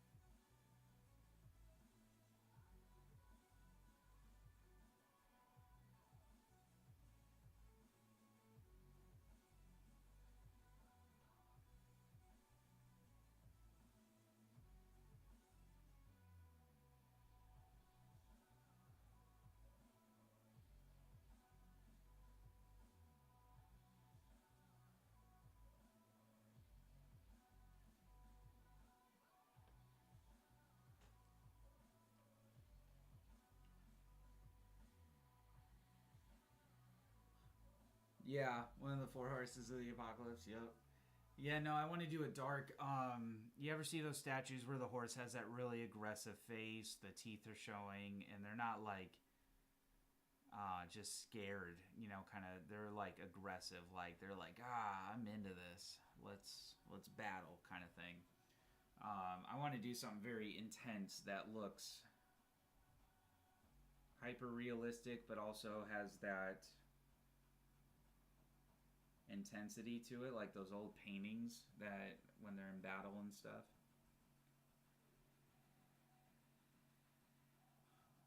So I thought about doing like a black horse. Basically, I would almost start with black paper and make it lighter, essentially. Or I thought about that.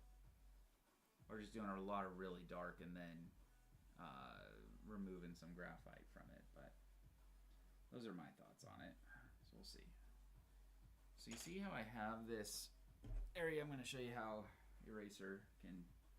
I have this area where it's just a smidge too much black in the. I got to get the right angle for this, or I'm going to screw it up.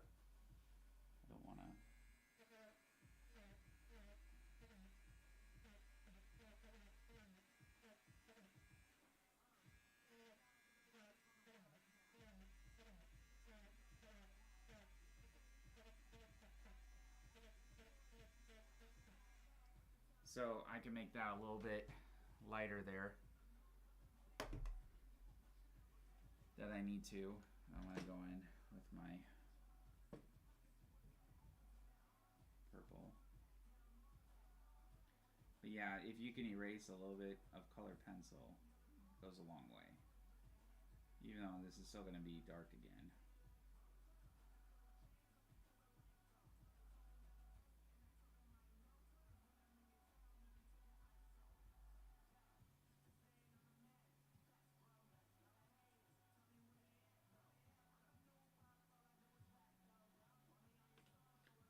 So, there it goes.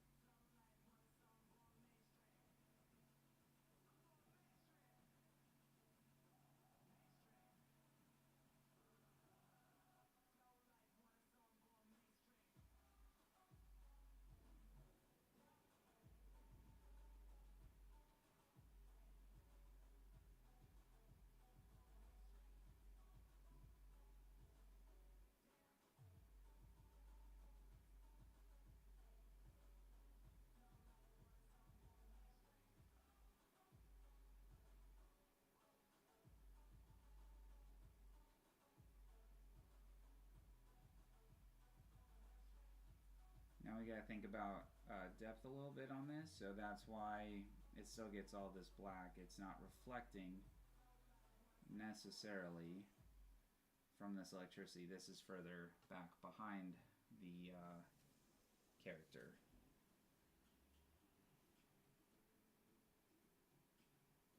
And in some regards, I almost have to make this a little darker. But this light here, and the reason why this doesn't get like a heavy electric reflection, it's just on the front-facing areas, gets a little bit, is because there's a light source up here at the top.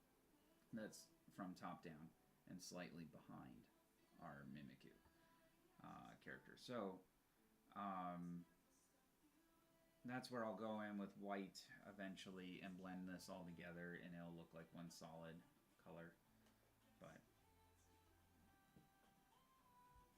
these parts are kind of the most time consuming. The other parts I can be a little bit more aggressive with and not worry too much.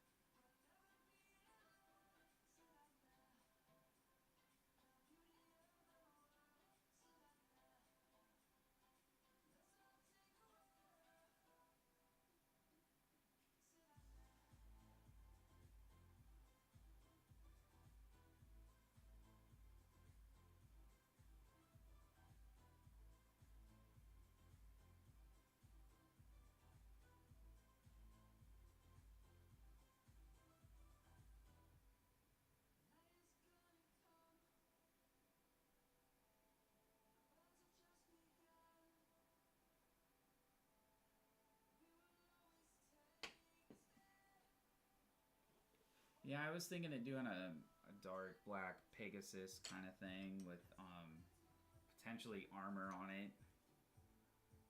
Something to that effect. But in the aggressive pose and whatnot. I just might have to study a lot more because I can't find reference images to get close to what I want to do. And I know when I try sketching it, it doesn't look right. So I might just have to do more of an anatomical study and work that out. All right, I'm going to hit mute for just a quick second. All right, that way you guys don't have to hear me sharpen my pencils. Coffee break.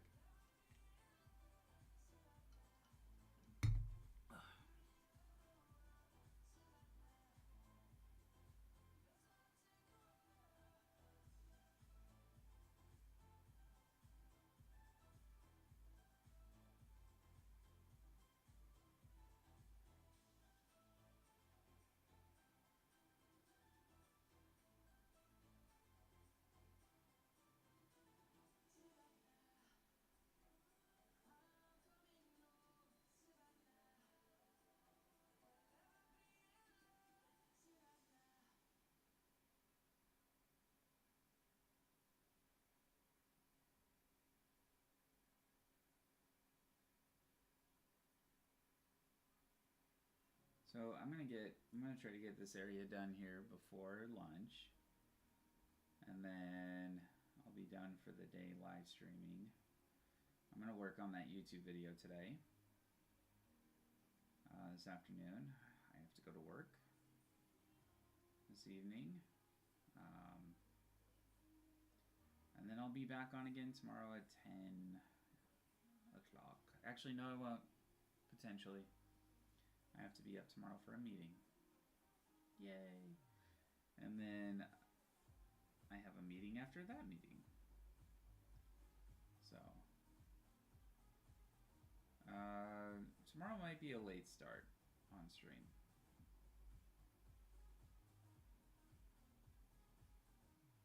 And it might depend. It might just be a late, like, pretty much on time, just slightly after. So we'll see.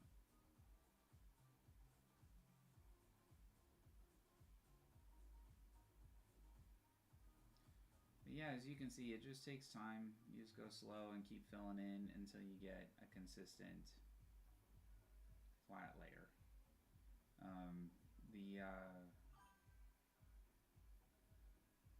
You just keep going until you get the effect you want, the desired tone and look.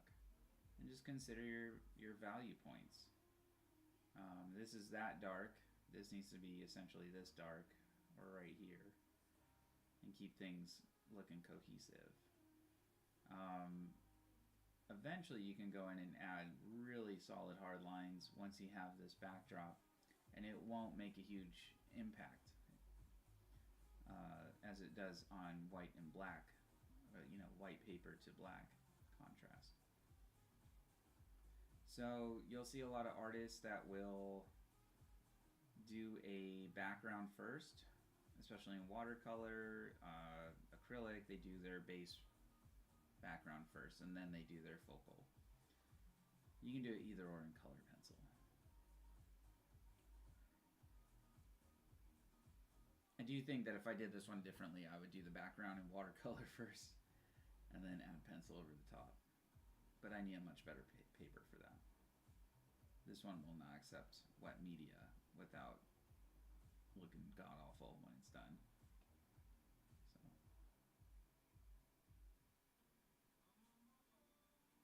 Yeah. Yeah, I eat my breakfast. I get up every morning at 7, eat my breakfast by 7:30, and then I look through my emails and kind of get everything pre-ready for the day, answer emails, stuff like that, set up my task list, and then 10 o'clock I start streaming because I've already taken care of some work, making sure there's nothing urgent that I have to do. Sometimes there is, and then you won't see me. And then I do this and whatever other projects I have after. So I also do woodworking stuff, and it's been so cold. I haven't really desired to be in my cold shop to do woodwork. So, but it's getting warmer. It's not really much of an excuse anymore. So we will have to. I will have to get in there. Start cutting things out on my CNC machine. Now that I've been working on this Dharma cube so long, I think I'll have to see if I can't make some little like 3D cards or something of it, plaques. I think that'd be pretty fun.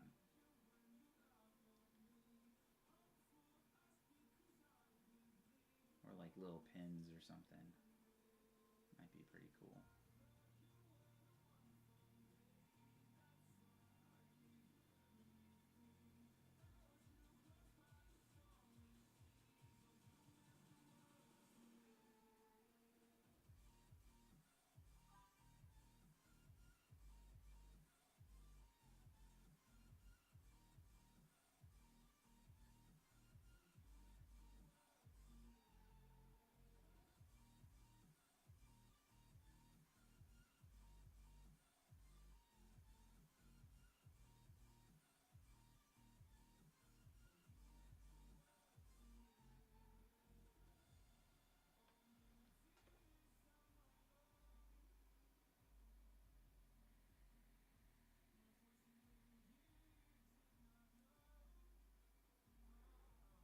Yeah, don't worry.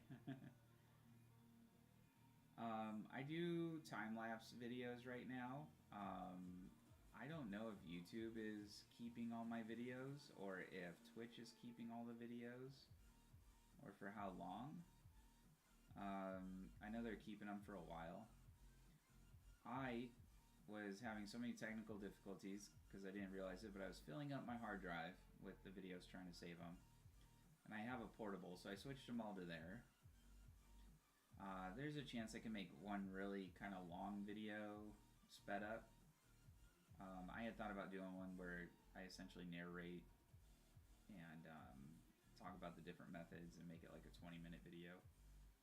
Because to see it all in this speed is not really helpful sometimes. Sometimes seeing it faster, but I might mix and match and all that. Kind of when I go fast, when I go slow in the video.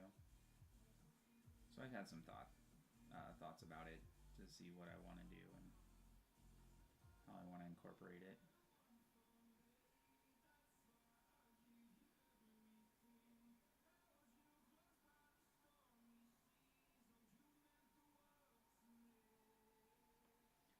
But we shall see.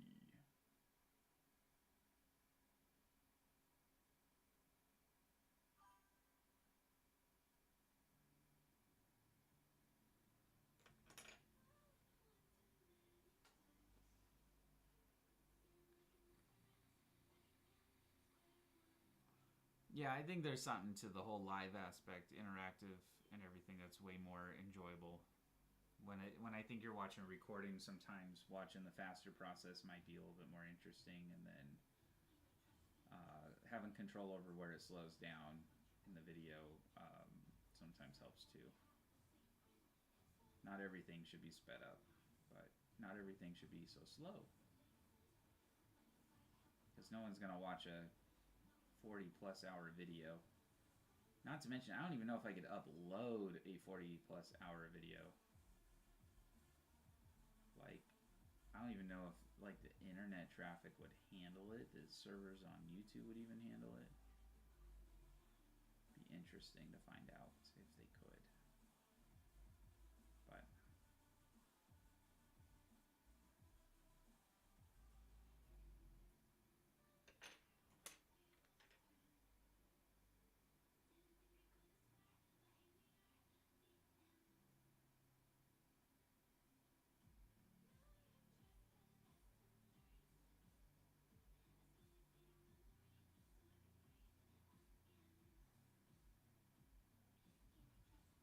now, if at any point I laid down too much black in my areas, it's too dark, I can use a little bit of kneaded eraser to pull it up.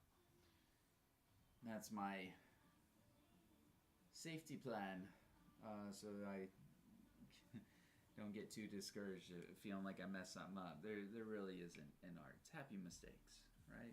Isn't that what Bob Russell said? It's a happy mistake.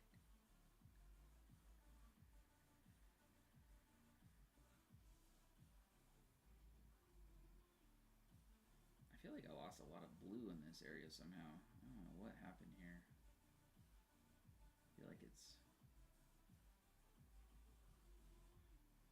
just not saturated as it was when it was, and that's the other issue. So you'll be able to control your saturations and contrast a lot better if you have a background that's already in the proper tone or setting. It's one way to kind of very quickly and easily gain that. When it's on white, it's really hard to judge those for any artist. So yeah, that could create a little bit more time and consuming work for me. But so there's another benefit to why you would do the background first.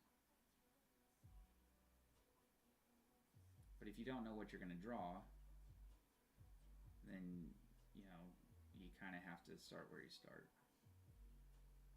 Especially if you add elements like I do. Like these were not part of my original, these lightning bolts were not part of my original plan. They came after. I was like, oh, that would look really cool. So.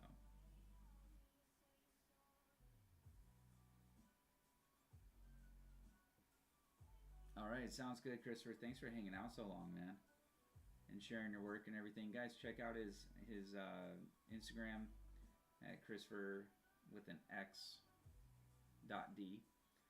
Uh, give him some likes, some love, and appreciation for some really awesome drawings. Still incredibly impressed with the stippling one. That looks absolutely awesome.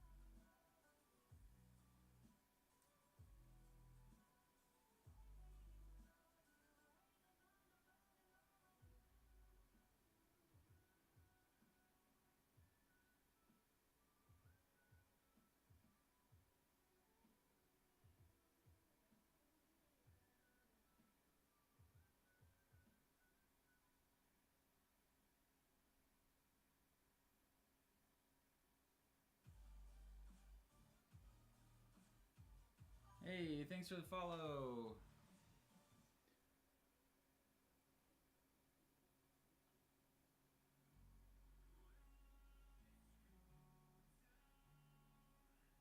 Can see my face? Well, when I'm leaning over? Yeah. I'm doing good. How are you doing?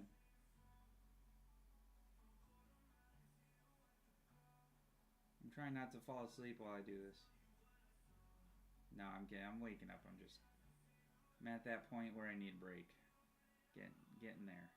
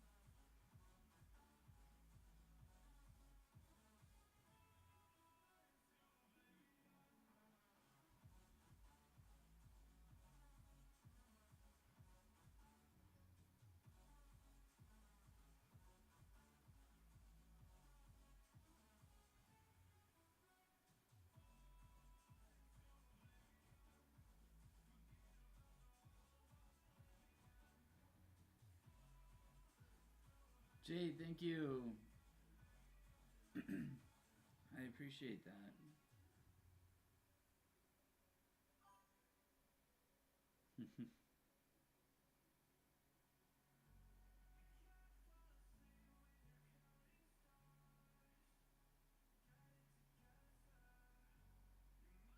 How's your day going today?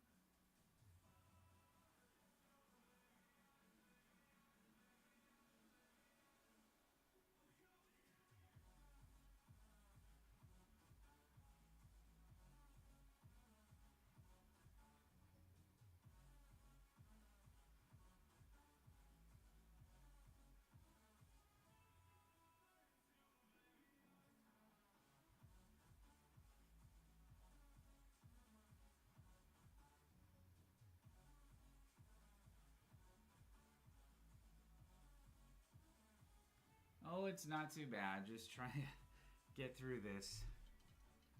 It just feels like such a long process, and it's looming all the time, you know? Like, I want to be done. But it just takes time.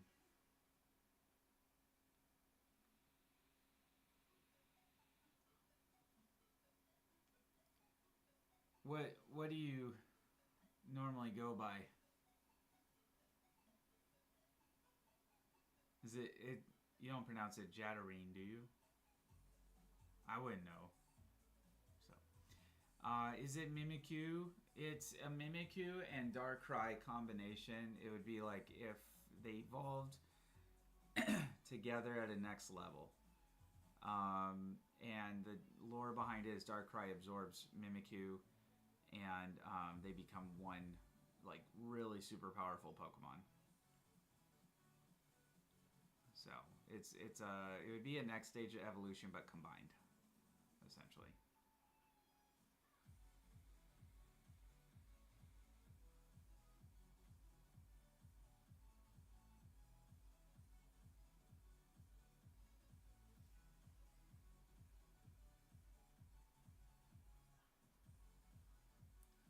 Color Dusk. Yeah, I think I'm like in between Dusk and Cat for you on which one to call you. I have a friend named Cat, so it's kind of hard to, and that's her nickname for that's short, but it's hard to go back and forth on those. Duskworks, if you like that as a nickname there. Oh, thank you. Yeah, it was prompted by Void Start on YouTube. And Twitch, I think, is under Void Start. I think he's under YouTube. And he's like, "Hey, what about this?" And I was like, "Oh, I could combine those. That would be cool." You know, so kind of a mutual idea, collaborative idea. But I was like, "All right," and looks cool. And I think I was drawing a fire type Bulbasaur at the time. So I was keeping that idea going of things that are different in the world of Pokemon instead of just the ones we're already familiar with. There's a lot of people drawing those already. And there's a community for this, for people that make up Pokemon and kind of their own concepts. So I'm real big into that. I do a lot of video editing of real movies, fan edits. Don't tell anyone. We're legally not supposed to, but I don't sell them and make money either. It's just for me, and I enjoy it. You know, when you enjoy other people's art, I think that's a form of gratitude, essentially, or really displeasure if you didn't like the new Star Wars. So, because yeah, the new Star Wars was no idea, but something was off there when they made that.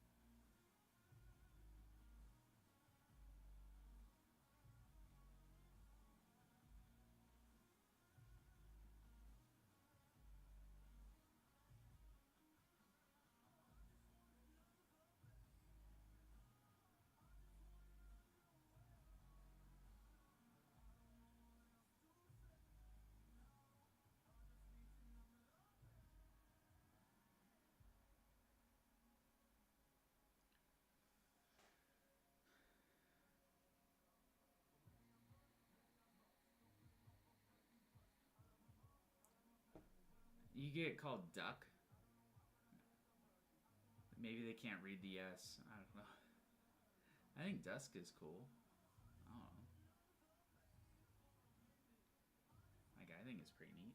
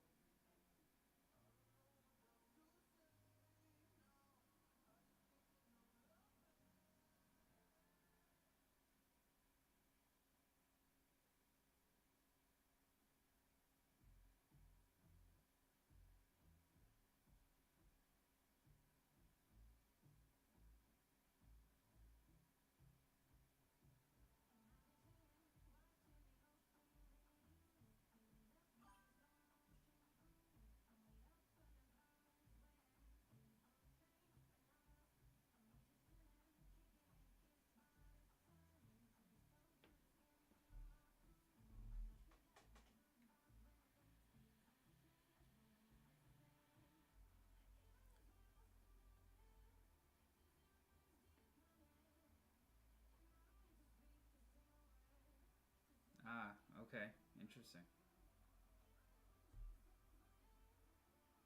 Very interesting.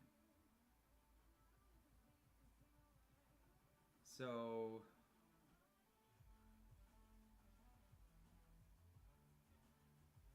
pet name. Oh, I get it. All right.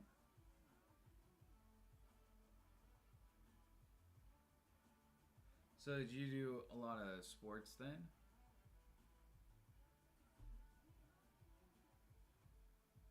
Like what did you do?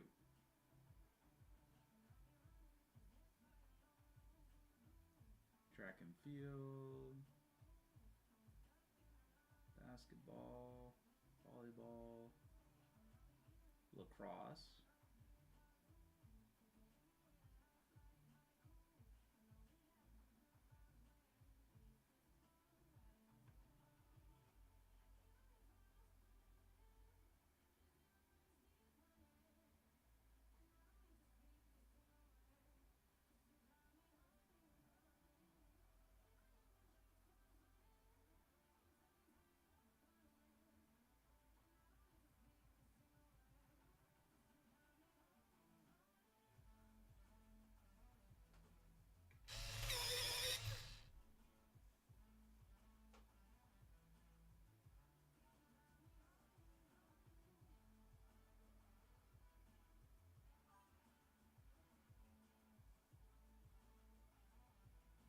Oh, okay.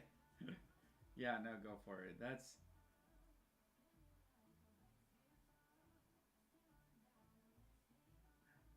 maybe why it's a little confusing. Autocorrect must be messing with you.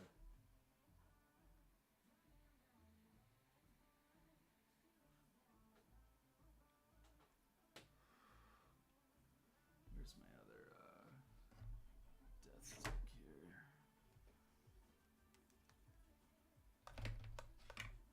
There it is. Ugh.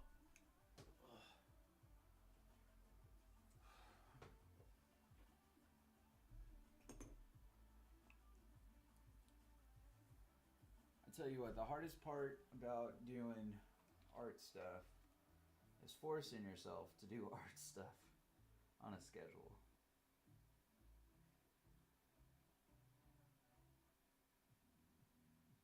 As much as I want to, I often feel the urge at different times to draw and do art things. And then to draw outside of this sometimes feels like work. But, oh, this is looking really cool from far away. I haven't stepped back this whole time. Oh, this is looking cool. Oh, it's coming together.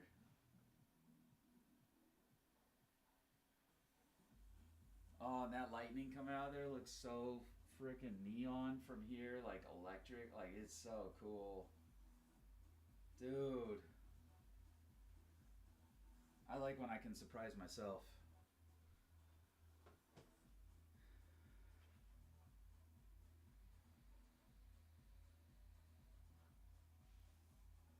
Ah, okay. Still got a lot of spelling errors. Just kidding. I can read this a little bit more understandably, though.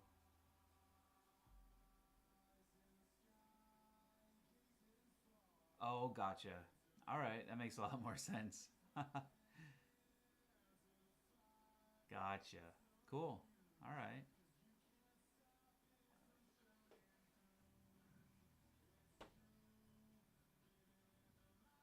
What did I do with my pencil?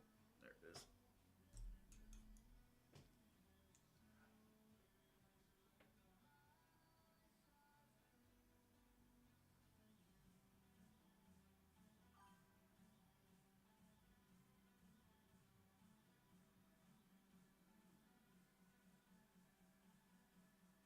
I'm glad I added the electric whiskers in. It is looking so dope from far away.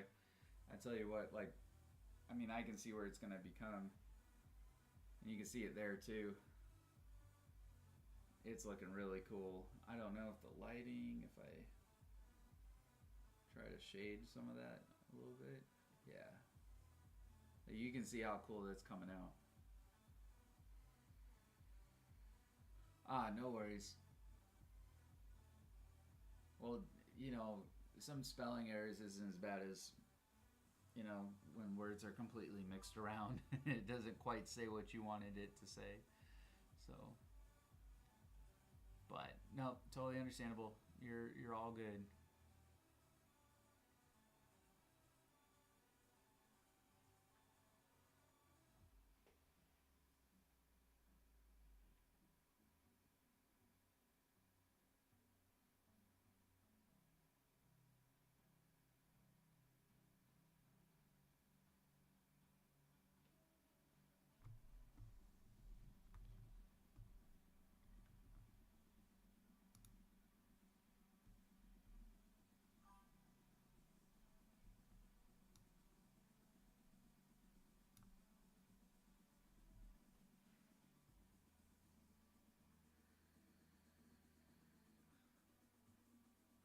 No worries.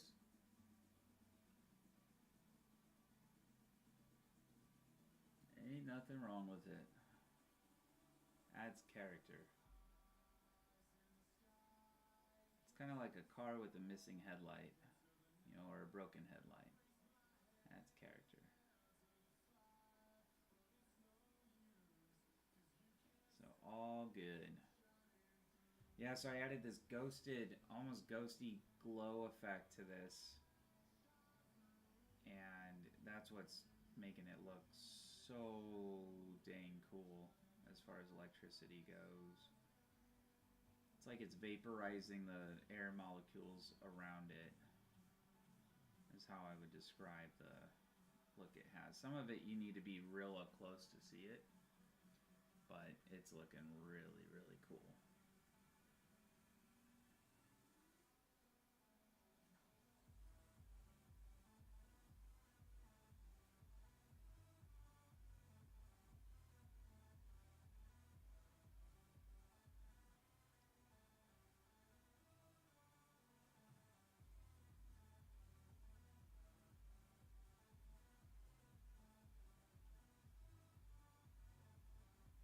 Gets me motivated to keep going when it looks this neat.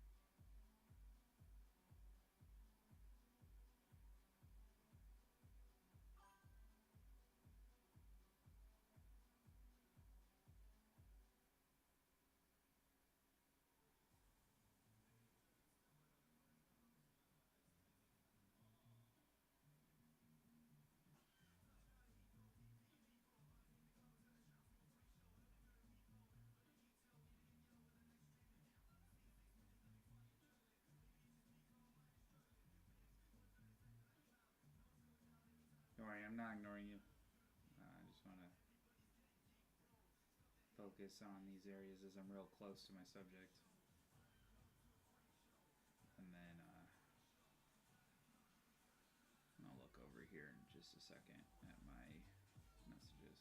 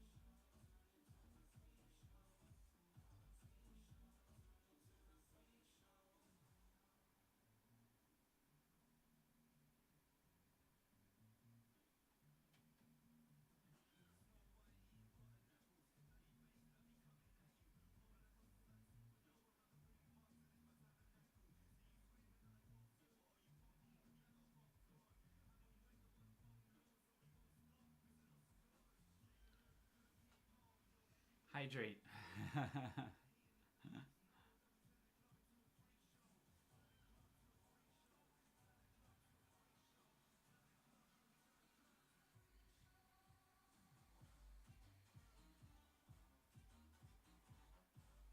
Yeah, I'm always doing that, I guess, to some degree.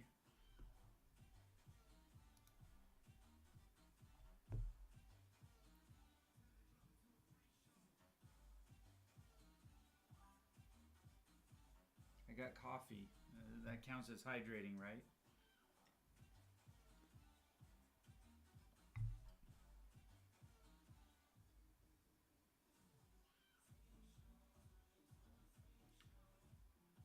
Yeah, so Dusk, I work with kids that are autistic and have mutism. It's not all the time, but yeah. So I understand what you're have gone through, and it can be very difficult.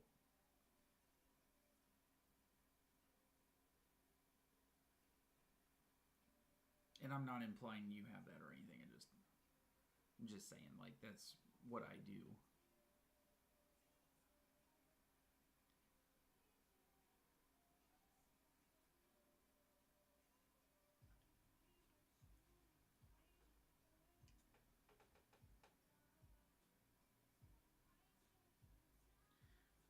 What helped you get through it? Like what did you add or do to influence your like I guess abilities or those around you that when you were in those situations? What helped?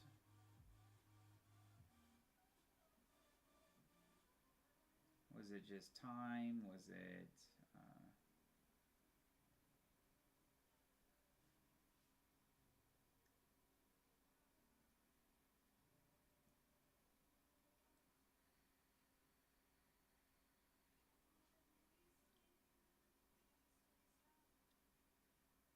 I mean, I use various methods and tactic like things with my kids. So we work on signing. We use tablets. We use visual aids, stuff like that. Art. Okay.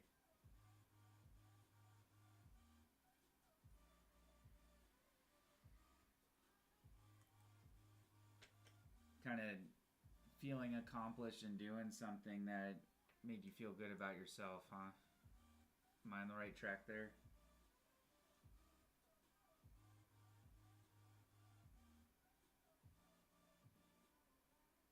Gave you a kind of an outlet to be more expressive. Again, if I'm on the right track, I'm not like answering for you or anything.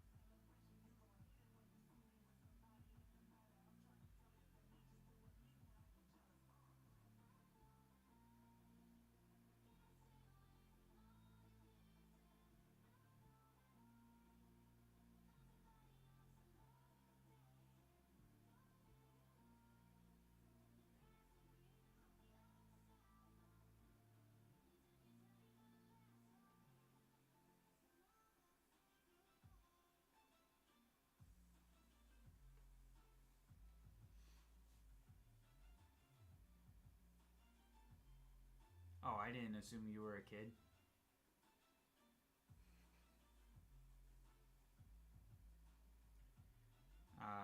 I figured younger. I'm not that old.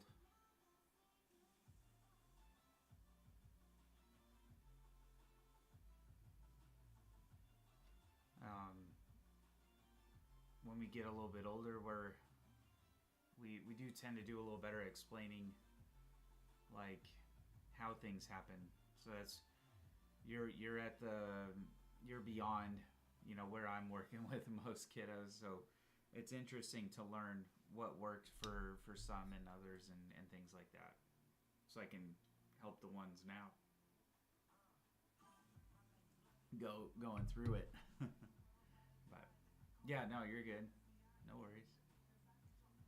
I'm in my late 30s. Not afraid to admit it, but yeah. I'm feeling old in other ways than some. Mentally, I don't feel old at all. Physically, yeah, definitely feel old.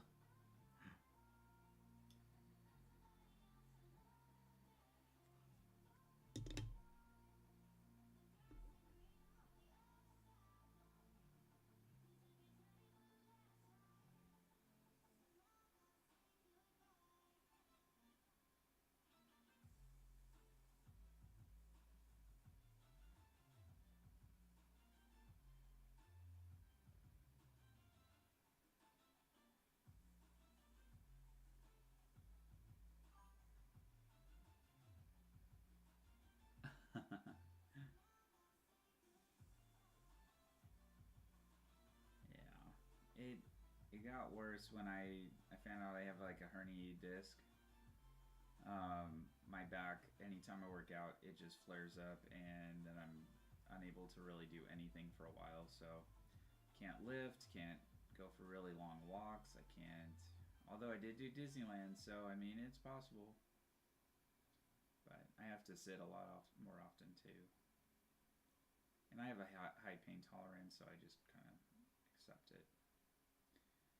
But that's where I feel old. And nothing wrong with that. For the most part, I've lived a pretty good long life. Military was really harsh, so I mean that didn't help. But I think I did more when I was after, where I worked out a lot heavier with weights and stuff. Might be where I probably messed up my back. But hard to say. Could just be certain stretches I did. Could be just what happens. I don't know. But doctor's orders don't do much. So. No, not at all. Lucky. I mean, I guess that could be a good thing, could be a bad thing. I'd be okay not feeling pain. But my brain tends to ignore it, so I'm okay.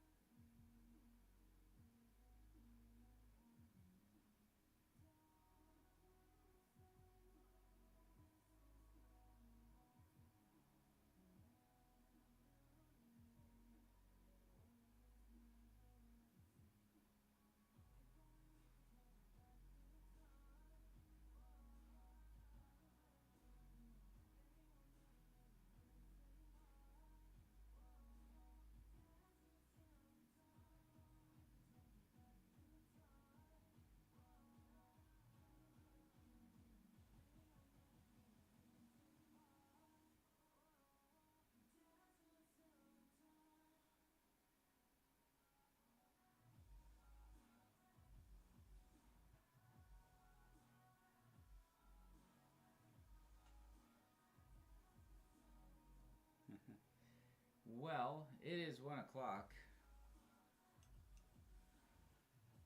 I'm being told by my producer that I need to go eat lunch, take my union mandated break. Producer's me. I don't really have a producer. It'd be cool though if I did. Haha.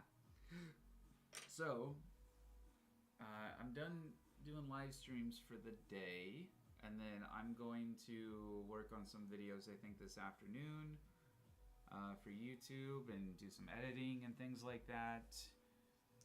And then I got work. I might have to work and then see if I have time to do the others, but tomorrow is a more open free day essentially. So we'll see what happens, but oh man.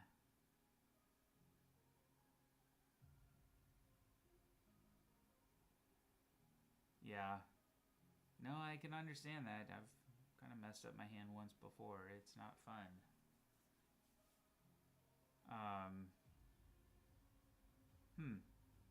You know, benefit though, you gotta get a shot or something like that. Like, you won't feel that. But yeah, no, I hear you. Well, it's a good thing that, you know, you're learning from it, I imagine, and it's probably not happening as often anymore. So.